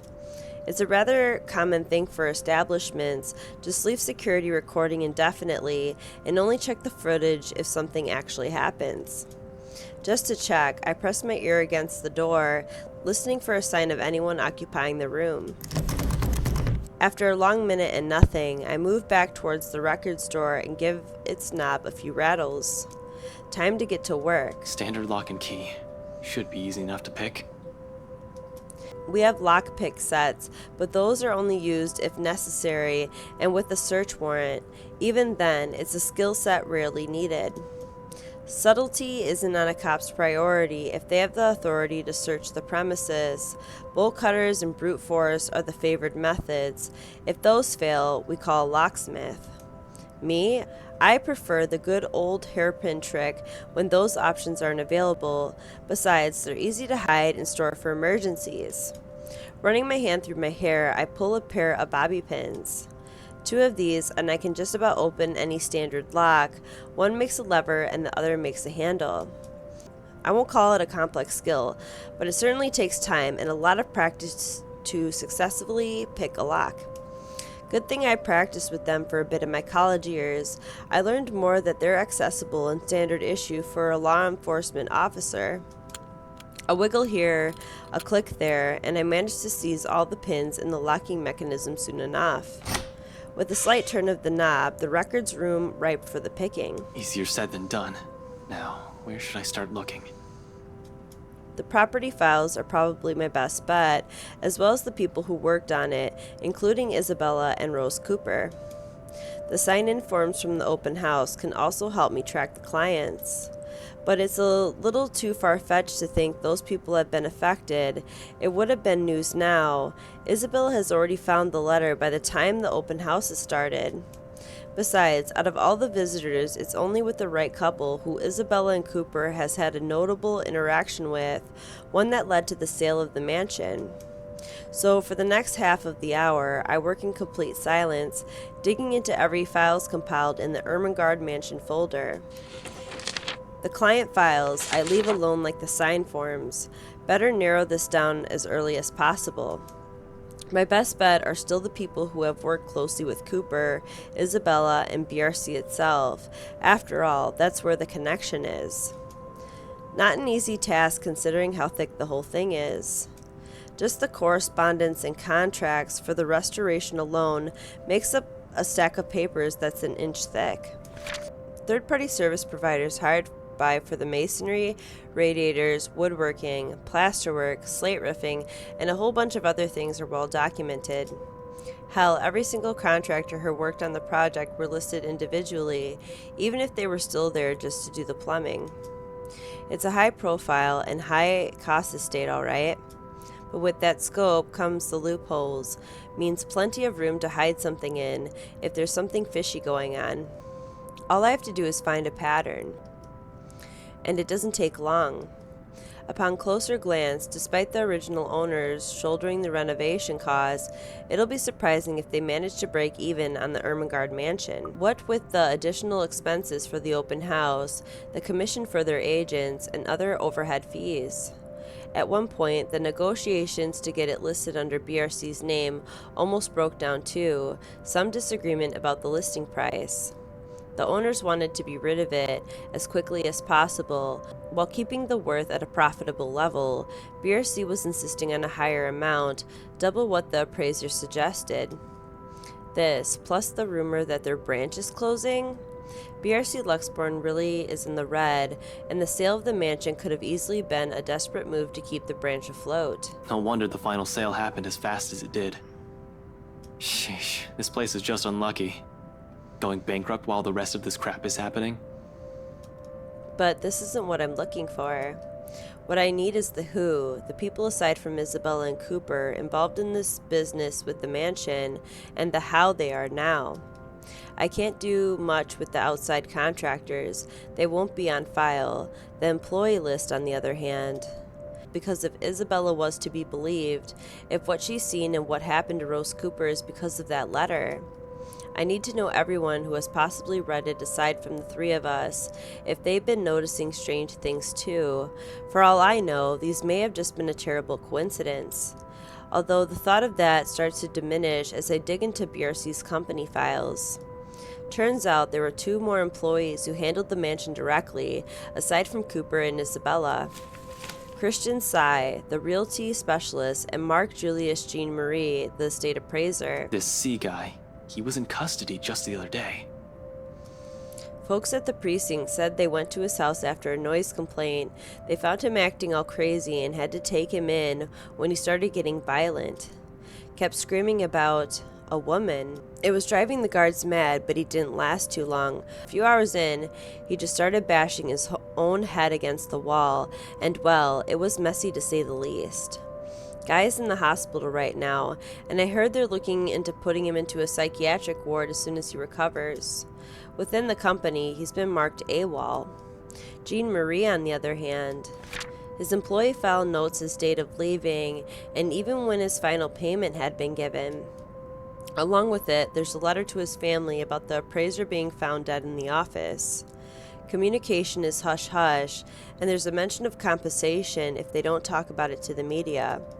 Inspector Abigail has often scolded me for not reading the reports on a regular basis, but I try to keep up to date as much as I can. When I do, I make sure I'm aware of the gist of what's going on in my city. This never reached the police's ears or the health and safety executive. Business going under and someone dies while working here? Of course they want to keep that quiet. It's bad publicity. This whole thing is just getting freakier by the minute. I continue flipping through the documents for a while more. It's a quarter of an hour later when I put the papers down with a sigh and begin placing the folders where they belong. Aside from those 2, I found nothing else of note. I feel like I'm still missing a lot of things here.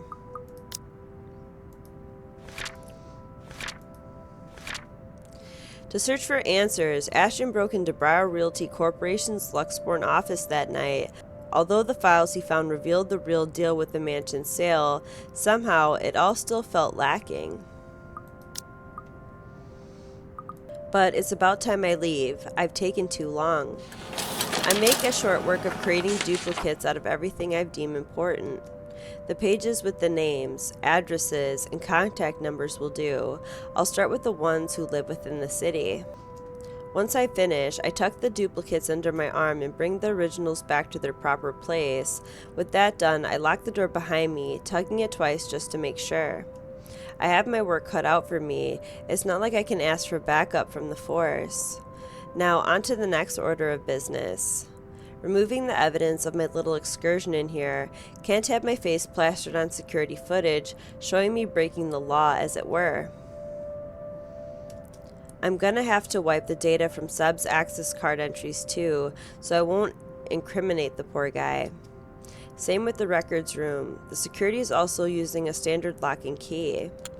Good thing my trusty bobbies are always here for me. Without much difficulty, I find myself facing the security monitors. The room's odor hits me first, a sharp, nauseating stench, as if someone has accidentally spilled a gallon of bleach in the room. When was the last time they opened this place? Ugh, this place smells awful. Jesus, it's worse than the forensics lab on a bad day. This is probably because of badly botched effort to clean the place up.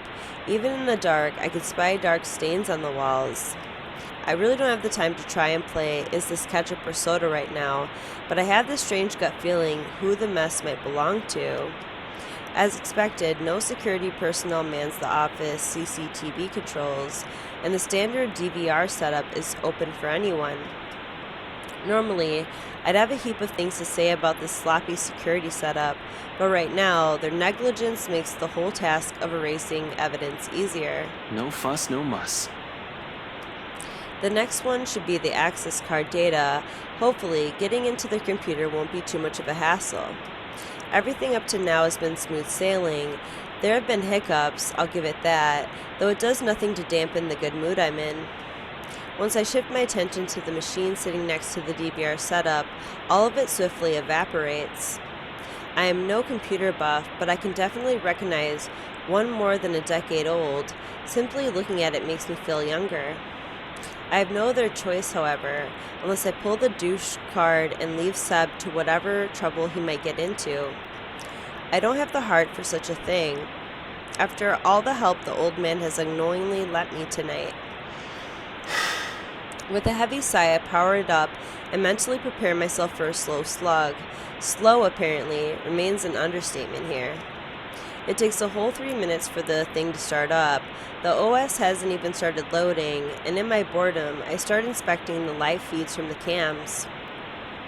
Only two works, one for the view outside, everything should be in order there, and the other for the main workspace where... It's a fleeting glimpse, a cursory glance, but the sight of it stops me. The image is a bit blurry, but standing there, right in the middle of the room by one of the cubicles, I can make out the form of a... What the hell is...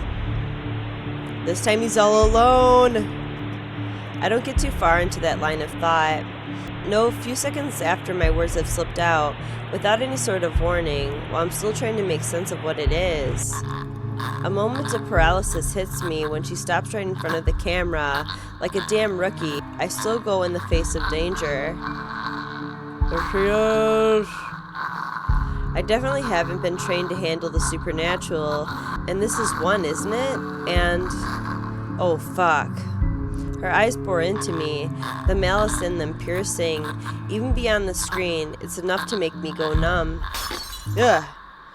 God dang. Only the mug crashing to the floor, when my hand accidentally takes a swipe at it, snaps me out of the trance. Without second thought, I back away from the controls, from the room, ready to be done with this place. But before my foot even moves, she disappears. Son of a... Instinct instantly takes over, and my hand quickly reaches for the gun at my side, only to meet empty air. A mistake that costs me a few precious seconds, while the paperwork I've brought with me threatens to scatter everywhere at the same time. Gathering everything in myself once more, with no weapon to protect myself, my sense of self-preservation kicks in next, and I lunge towards the door. I sprint across the office without daring to look back. As soon as I make it out of the office, I practically throw myself into the open elevator and slam the button for the ground floor. A sigh of relief escapes from me when the elevator starts its descent. The clicking noise fades off into the distance. Shifting the stack of papers under my arm, I lean back and wait in an attempt to compose myself. Breathe. In.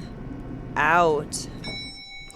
In a matter of seconds, the elevator stops and the door opens to... There's a moment's pause when I take in my surroundings.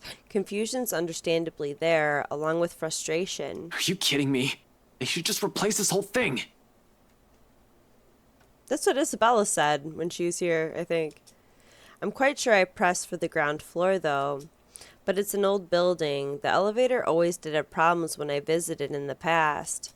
Even Isabella becomes so angry whenever we try to get to her floor, and she'll have to repeatedly smash the buttons for the elevator to even move. That was always good for a laugh. I wasn't too worried then. Now... From the distance, beyond the light's reach, the noise echoes in my ears, along with the rapid pounding in my chest. Anyone there? I can hear you moving from here. Show yourself. No response. Only the soft sound of something scurrying around the floor and the walls in a slow, deliberate movement, faint, though still audible enough in this hush, until it stops. A moment. And then... Ugh! This time, I'm certain it isn't my imagination. Against my training, my whole body stiffens. Hands stilling mid-press on the button, eyes growing wide while waiting for any sort of movement from further back, and ears strained for the source of the sound. Much as I hate to admit it, dread has seeped into every nerve in my body, and the blasted elevator still won't work. This isn't in my fucking training manual! Another series of shuffling against the ground, a laughter, and all of a sudden she's just there. I don't see her. Like a twisted spider, she stares at me, a look of hunger in her eyes and venom in the twisted manner she smiles. Like, I really don't see her at this, like, point.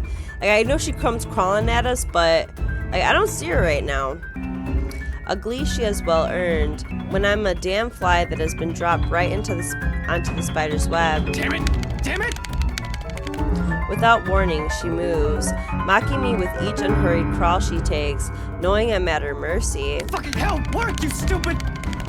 My life is in the hands of a crummy elevator, literally hanging between life and death. I'm not going to die here. Not in a damn elevator. 8913 5321 84572. Got it! I was getting scared though.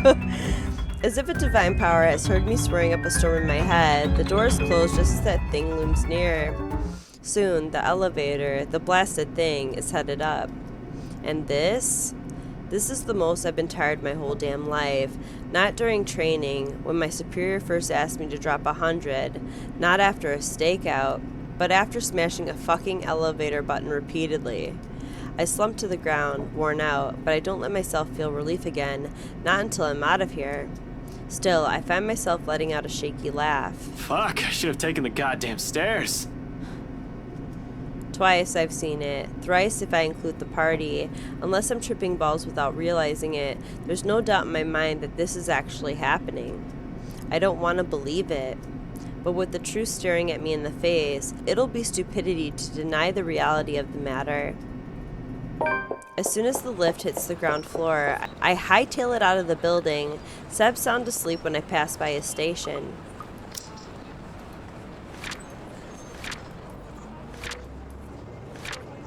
Now he's by himself. Having found what he needed from the office, Ashton beat a quick exit, making sure not to leave evidence of his break-in. On his way out, however, the elevator malfunctioned and dropped him in the building's basement parking instead, where a familiar face welcomed him.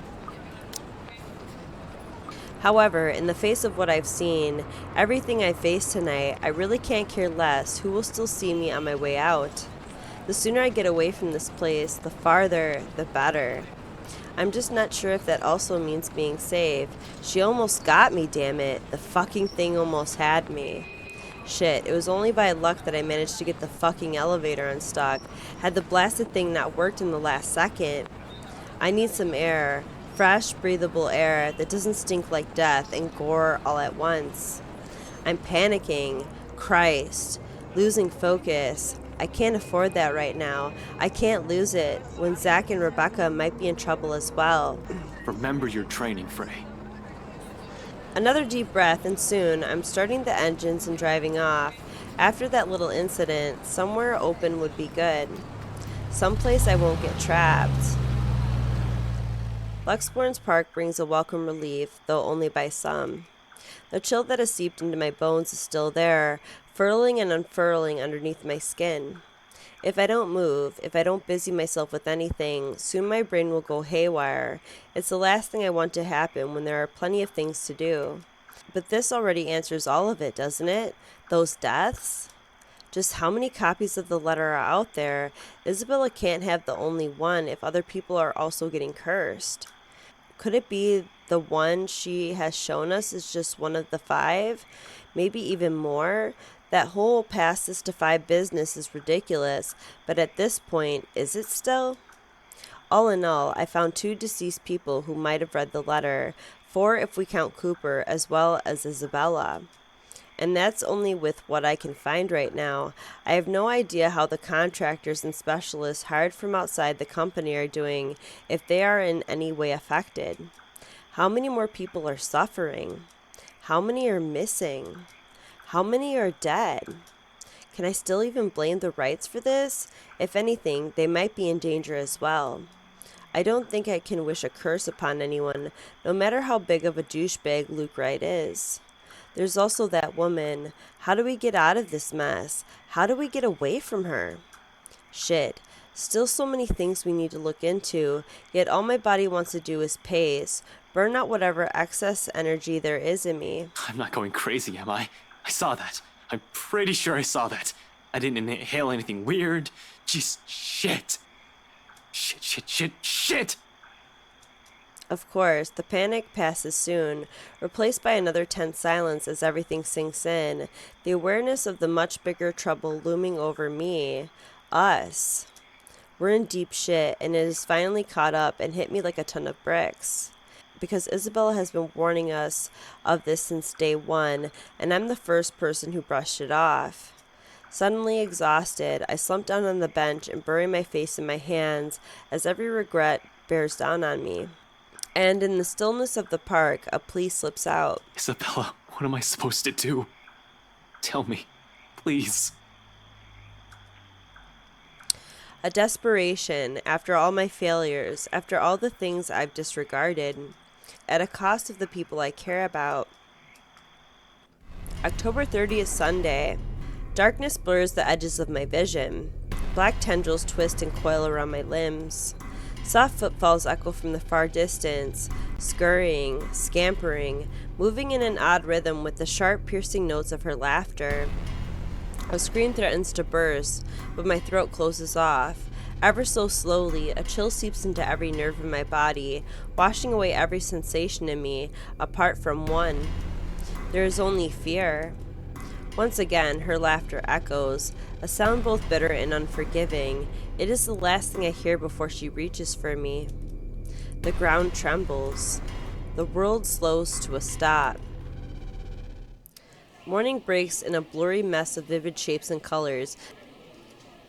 Oddly, there's no feeling of terror or confusion gripping me, despite the vague images that has driven me from sleep. Awareness kicks in shortly, though slow and sluggish, as I blink away the last remnants of unconsciousness from my eyes. The early morning light already streams from the open windows when the memory sets in and the room I'm finally comes into focus. Not a room. My car. I bunkered down here last night after my nerves have calmed. When you almost get trapped in a confined space, there's no question about staying somewhere open. Not again. She might appear any time. She won't catch me off guard again. That woman. Is she still one in the first place? One that we'd normally call a human? Can it still feel guilt? Does it understand pain? Fuck, I take breaking and entering charges over whatever she was any day. Pushing myself upright, my eyes wander idly towards the mess of papers I've gathered from BRC last night, a proof that none of it is a dream, no matter how much I wish for it. Then it shifts to the view outside, right to the line of trees and winding pathways.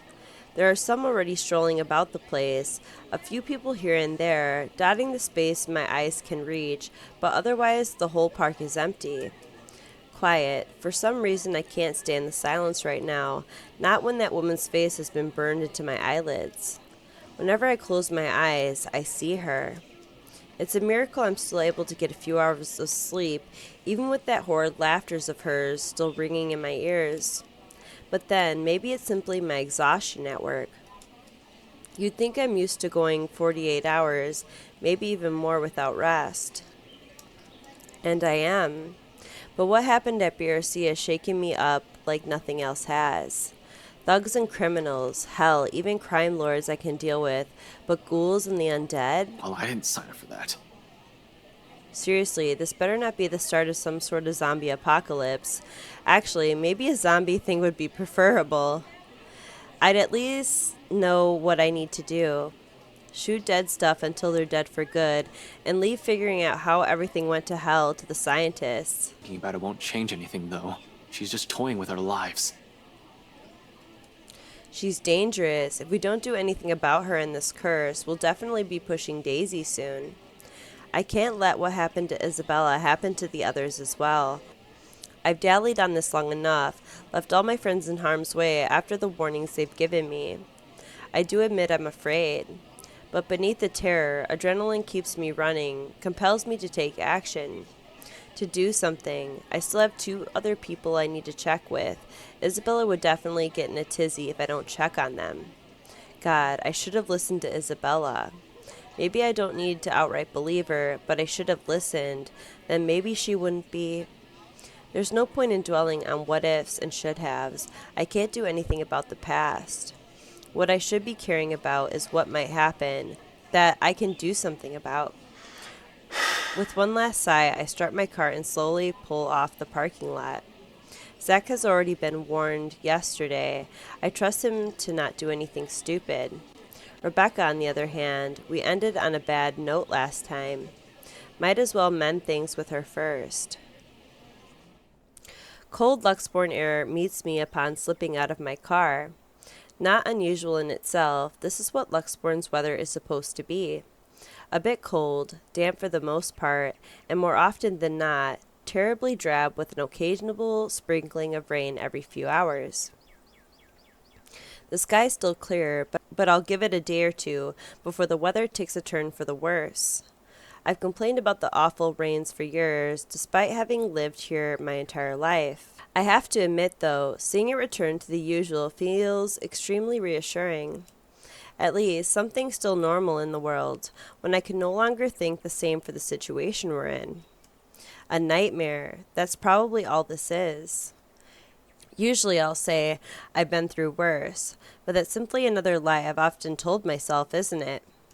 And I fed myself a great deal of lies through the years, just so I won't have to think about it the next day.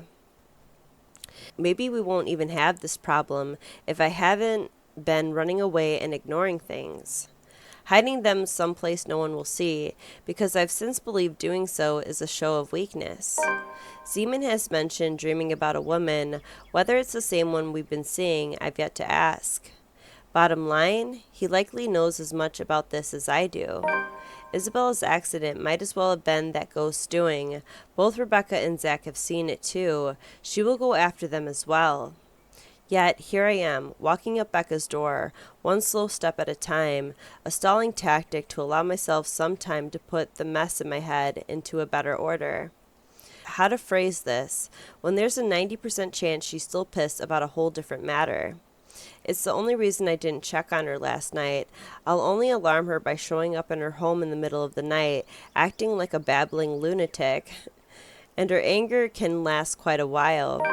These past years, it seems the only one she has been able to easily forgive is Isabella. I kind of wish she's here to help me talk to her. I run my hand through my hair and straighten out my jacket before knocking. Once, twice, and 3 times just to be sure Becca has heard me, even if she's asleep. She's usually awake by now, though. Hey, Becca, it's Ash. Open up. Don't tell me you're still in bed. Seconds tick by. No answer from her, and dread has started to creep up. I've been trained to handle dire situations, but the feeling has been doing that quite frequently since last night. My mind begins to anticipate the worst, and in the next minute, concern has me mixed in with my thoughts, and I bang my fist on the door, louder this time. She'll definitely be livid, but I'd rather face her wrath than a dead body. Becca, it's Ash. There's something we need to talk about right away. Open up, I know you're... Your girlfriend left early this morning, pretty boy. Pretty boy. So, if you could do us a bloody favor and shut up, that'd be real fucking polite. My hand pauses short of landing another heavy knock. From the other unit, Rebecca's other neighbor peeks in through his door, though I see nothing but a bundle of blankets. I'll say they need help from being devoured by their sheets, but it sounds like he's just fine. He's a huge asshole, too. Course of action, so people like him won't ruin your day. Act like the nicest person on the planet. Has done me wonders when I was a rookie patrolling the streets. No need to match his temper. Oh, did she say where she was going? I don't know. She said something about meeting someone or something. Well, what am I, her keeper? You know some people want to sleep in on a bloody Sunday, so keep it down. Just looking forward to this weekend. Thanks, you damn git. Well, there's no need to be an ass about it. I'll get out of your... He slams his door shut without warning, but not before muttering a string of very colorful words at me. Probably thinks I won't hear him inside the 4 walls of his apartment. Jerk. And at the end of it, a sigh. So Rebecca's not here. I must have missed her by an hour or so, but at least she's not alone. She should be safe, in theory. More so if the person she's meeting with is who I'm thinking. Nevertheless, I still can't help but worry. It's an easy thing continuing down increasingly darker lines of thought. To act brashly, to find out where she is and go straight there, without deliberating on my actions first. There's Zach to boot. Rebecca's not alone, but I can't say the same for the big guy. A simple phone call to both of them should do the trick. It'll ease my nerves at any rate. It's better than rushing over to Zach's place or assuming Rebecca's whereabouts and finding out they're not where I've guessed they should be. Assuming the worst will come next, which I'd rather avoid this early. Any other reason I won't bother them, but an emergency begs for urgency. This is one, right? Even if it isn't, anxiety from concern dulls judgment. Something I most certainly can't afford to lose at any given time, especially right now. Any means to calm it will do wonders for the muddled mess my mind is already in. Pulling up my phone, I thumb through the screen until it ends up on a group with only Zach, Rebecca's, and Isabella's numbers listed. Other people will probably say I keep too few friends when they chance on this. To some extent, it's true. I can easily name about 100 people I've been acquainted with through the years. Colleagues, blockmates from uni, neighbors, those sorts of people. They all come and go. But these three have chosen to stay for some reason, without wanting or asking for anything. Unlike the others, none has Zach's kindness, Rebecca's patience, nor sincerity in Isabella's eyes. One day, these guys are just there. The next thing I know, being with them eases it.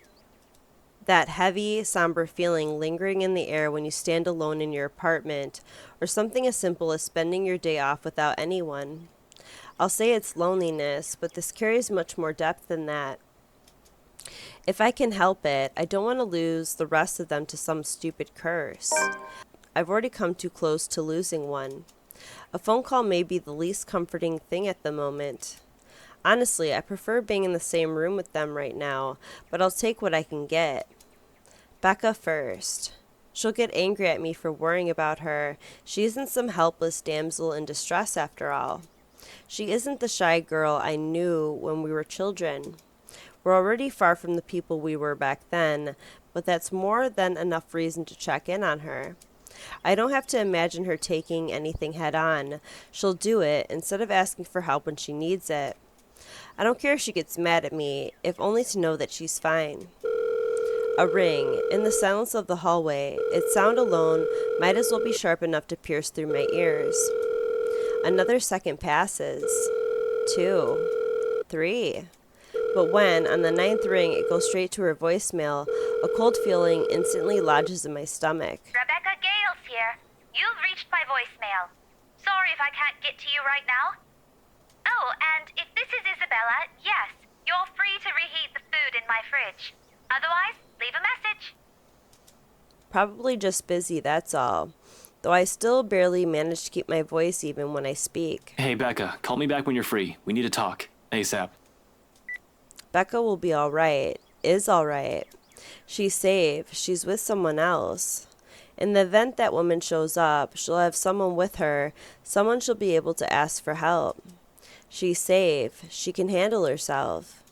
Becca might have a fiery temper, but she knows when she's faced with something she can't handle herself.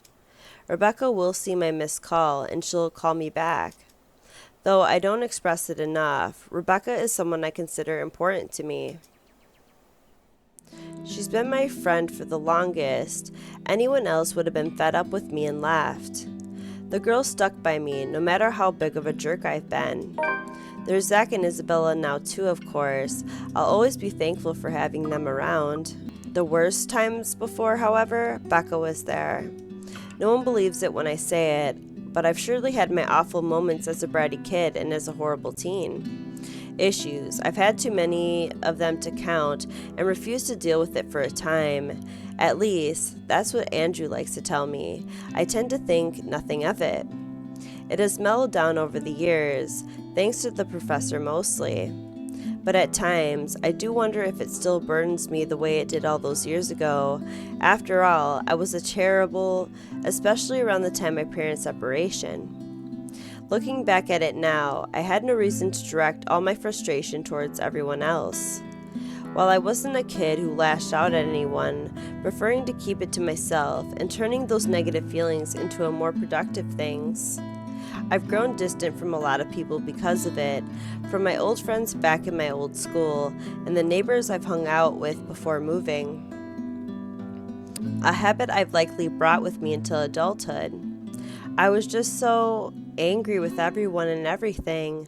All I kept thinking about was myself, wondering why me. In retrospect, I was a selfish little bastard who thought the world revolved around me. That I shouldn't have been going through it. I believe my behavior was entitled, that I had the right. Tough times, but she stuck with me, snapped me out of my little sulk, as she often phrases it, whenever she sees the chance to bring it up. She didn't tolerate my bullshit, but she didn't leave me alone either. If anything, the whole thing made her stick around. Her concern may have grown a bit too overbearing as the years went by, but she's still an old friend nevertheless. I owe her a lot. That won't change. Damn it. Where are you, Becca? Another message left on her voicemail, then on my third call I hang up. For the time being, I can't do anything more than to wait her to return my calls. Worrying aimlessly won't get me anywhere. Zach, on the other hand, that guy attracts trouble no matter how much he tries to avoid it. Doesn't help how he's been too hot lately with a lot of people. His mention of plans yesterday doesn't sit too well with me either. He might be the next responsible adult after Rebecca out of the four of us, but I've still got to check on the big guy. Make sure he's doing okay at the very least, whatever he has planned on doing. All I'm asking is for it not to be idiotic. He's a sensible guy, I'm sure. However, desperation clings and pushes people to do things, rational or irrational, it doesn't matter. Clear thinking flies out the window the moment you're in danger, and I sincerely hope he has not found himself in a tricky situation. His phone doesn't even ring before he answers, or his voicemail at least. Hey, it's Zach. Well, a voicemail anyway. I'll get back to you as soon as I can. So, just leave a message, yeah? Leave a message, yeah? That's what Zach, he's like, yeah? He always says yeah after his sentences. He's so cute. And no, Ash, you're not allowed to lockpick your way into my apartment again. Just do what any other decent human being does and call if I'm not around. Thanks. Did he turn it off? Why? I don't want to assume the worst yet. Maybe he has forgotten to charge it? Can't be. The guy can be a bit of a Boy Scout, even more than I am as a cop. He's the type who has an extra battery or a power bank in his bag if he ever needs it, and he always does. He won't say anything or brag about it, but he's got quite a roster of VIP freelance clients. He won't just leave his phone dead in case he's on the field, particularly when people will be likely looking for him. He always leaves his connection open whenever clients or his friends need him. Zach is reliable like that. Why isn't anyone answering? His mobile in an out-of-range area sounds more plausible, although the thought of it doesn't completely shake off the unease. Unlike Rebecca and I, he took the time to listen to what Isabella had been saying. And even if he didn't believe it, he was definitely the first one to offer help or try to do something. If he ends up being in trouble doing whatever it is, so help me, I'm going to... Well, I can't be rash, I'm aware of that. Been running the same reminder in my head since last night. But if something happens, I'm certain my reaction won't be pretty. Yo, Zach, call me back, alright? I wanted to check in and, yeah, just please call me back. It's usually a joke between us when I say he's the Watson to my Sherlock. I don't see him as some assistant to put aside until he's needed, like some people like to believe, though. He's not some pity friend I keep around to make myself look good. If anything, he's the one who stayed by me out of pity. Zach's the one who puts up with me most of the time, even when he doesn't need to. It's not a case of cool cop who helped out a minority. In truth, I was a hard-headed, hot-tempered, and reckless rookie up until I met him. It wasn't anything sudden, and some part of me is still that rookie. But I've grown, thanks to him. He tempers that part of me. Considering how our first impressions went, I'm lucky he stuck around. Becca and I may have spent a lot of years together as children, but Zach, he's probably the closest thing I'll call to a best friend, though it's more than that, a camaraderie no words can express. He has my back, and I'll always have his. He's a brother I've never had the luck of ever having, only child and all. And I have every reason to worry about my brother. My brother! Yes! Becca's neighbor did say she went out to meet someone, no specific names. If I'm wrong and she's not with Professor Clark, then maybe it's with Zach. They've never been close, but it's not the kind of awkward friendship where meeting together remains out of the question. Regardless, I continue dialing for his number another 3 times, like I've done with Becca's. In the end, after the 3rd attempt with no one answering, I stop and move to cut the call with a ragged exhale. Waiting game it is then. I've been trained for those. Hell, I'm used to them. Just not when it comes to people I'm close to. Much as I keep reminding myself to maintain a level head, it's a whole different matter when it's someone you know. It's only an accident, but what happened to Isabella has proven that. Personal feelings will likely get involved at some point. It's starting now, actually. With the anxious strings coiling and uncoiling, causing a racket inside my stomach. And that's exactly when the line finally connects. Before he even speaks, my questions are already slipped out, including every pent-up worry and tension in my body. Where are you? The line's choppy, though I can still make out the words he's saying. Nothing to worry about then. He's just someplace where network coverage is shitty. Can't imagine where this time of the morning, though. Did he go out for a jog? What was that, Ash? Could you repeat that? Signal shitty here. I asked, where are you? Hell, Zach, I've been calling your number for a good 20 minutes now. What kind of shithole did you get into? I've meant that to sound as friendly as possible, to keep things light at least. Instead, only the frustration shows in my tone. Good morning to you, too. I should be asking you that question. I've been looking all over the mansion for you. I thought you'd be... What mansion? Do I really need to answer that? Why are you even... Please don't tell me that's his plan. A morning visit to the mansion where Luke Wright is? Of all the pig-headed things to do right now, it's the best thing he can come up with, breaking and entering. I've got a plenty of reasons to rail at him right now, although no matter how much I want to give him a piece of my mind, unfortunately, it's not the time. No, wait. Just get your ass to Isabella's place and hurry. He pauses for a moment, a second of indecision while he seems to contemplate his options. How urgent is this? In truth, the question, the hesitance and the indecision in his voice has caught me completely off guard, and understanding dawns on me. His decision to go there isn't one born out of a stupid impulse. He must have found something. However, no matter how urgent this is, he still shouldn't have gone there, alone at that.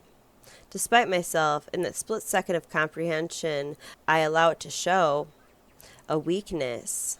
A simple request brimming with every unease and disquiet, causing turmoil within me since last night. It bears a selfish hope that he'll understand, even though the unstable signal, that whatever's keeping him there, he'll be willing to set it aside for now. Pressing enough for you to stop asking questions and get yourself here. Please, Zach. Silence fills the other end of the line again. For a long moment, I assume he won't heed it, and I'll have to drive there myself, just to drag him away from whatever dangers he's skirting. Thankfully, he agrees. I'll be there in a few. An hour or 2 tops. Thanks. I'll see you. Relief washes over me as soon as the call ends.